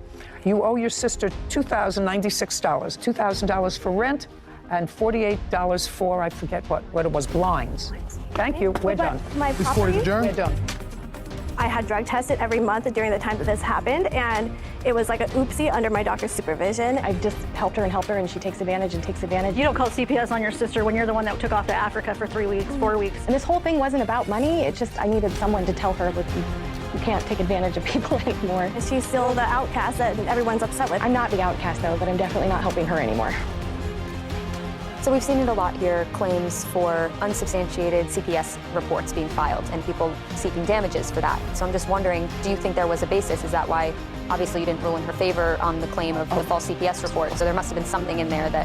When people use Child Protective Services as a retaliation for other behavior, that's always abhorrent. But there are some situations where CPS may be called because someone knows that there is an abuse or neglect and has not done it until the other person irritates them. Well, that's not a false CPS report. Maybe motivated by something else, but that's not a false report. And so, in this case, the defendant had a history with CPS. Current history with CPS that was relatively serious. Well, then it was a good thing that CPS went. Because that would be basis itself. It's for basis the claim. itself. Yeah, basis itself. That alone. And just because she was cleared at the end of the day and has her children back now doesn't mean that it was an unsubstantiated claim. Oh, no, they're watching. Yeah. They're watching, and they should be watching. I don't think any of them are bargains. The 18-year-old daughter who was here, who was a troubled child, according to her, and never graduated from high school, although she's working, because her mother moved her around also a lot, was certainly an inadequate caretaker for the other 2 younger children. She goes off for a month with her boyfriend. It's amazing how some children just grow up by themselves. Sometimes it works out okay. I don't know, somehow I felt sorry for all of those kids, that they're not getting all the loving and nurturing that they should. Hopefully maybe after today she turns it around. Hello, xin chào tất cả các bạn quay lại channel của mình. Hôm nay mình sẽ giúp mọi người đó là gấp một chiếc cốc màu vàng có đính hình một trái ớt màu đỏ nhé. Để gấp được nó thì chiếc cốc mình sử dụng màu vàng, còn trái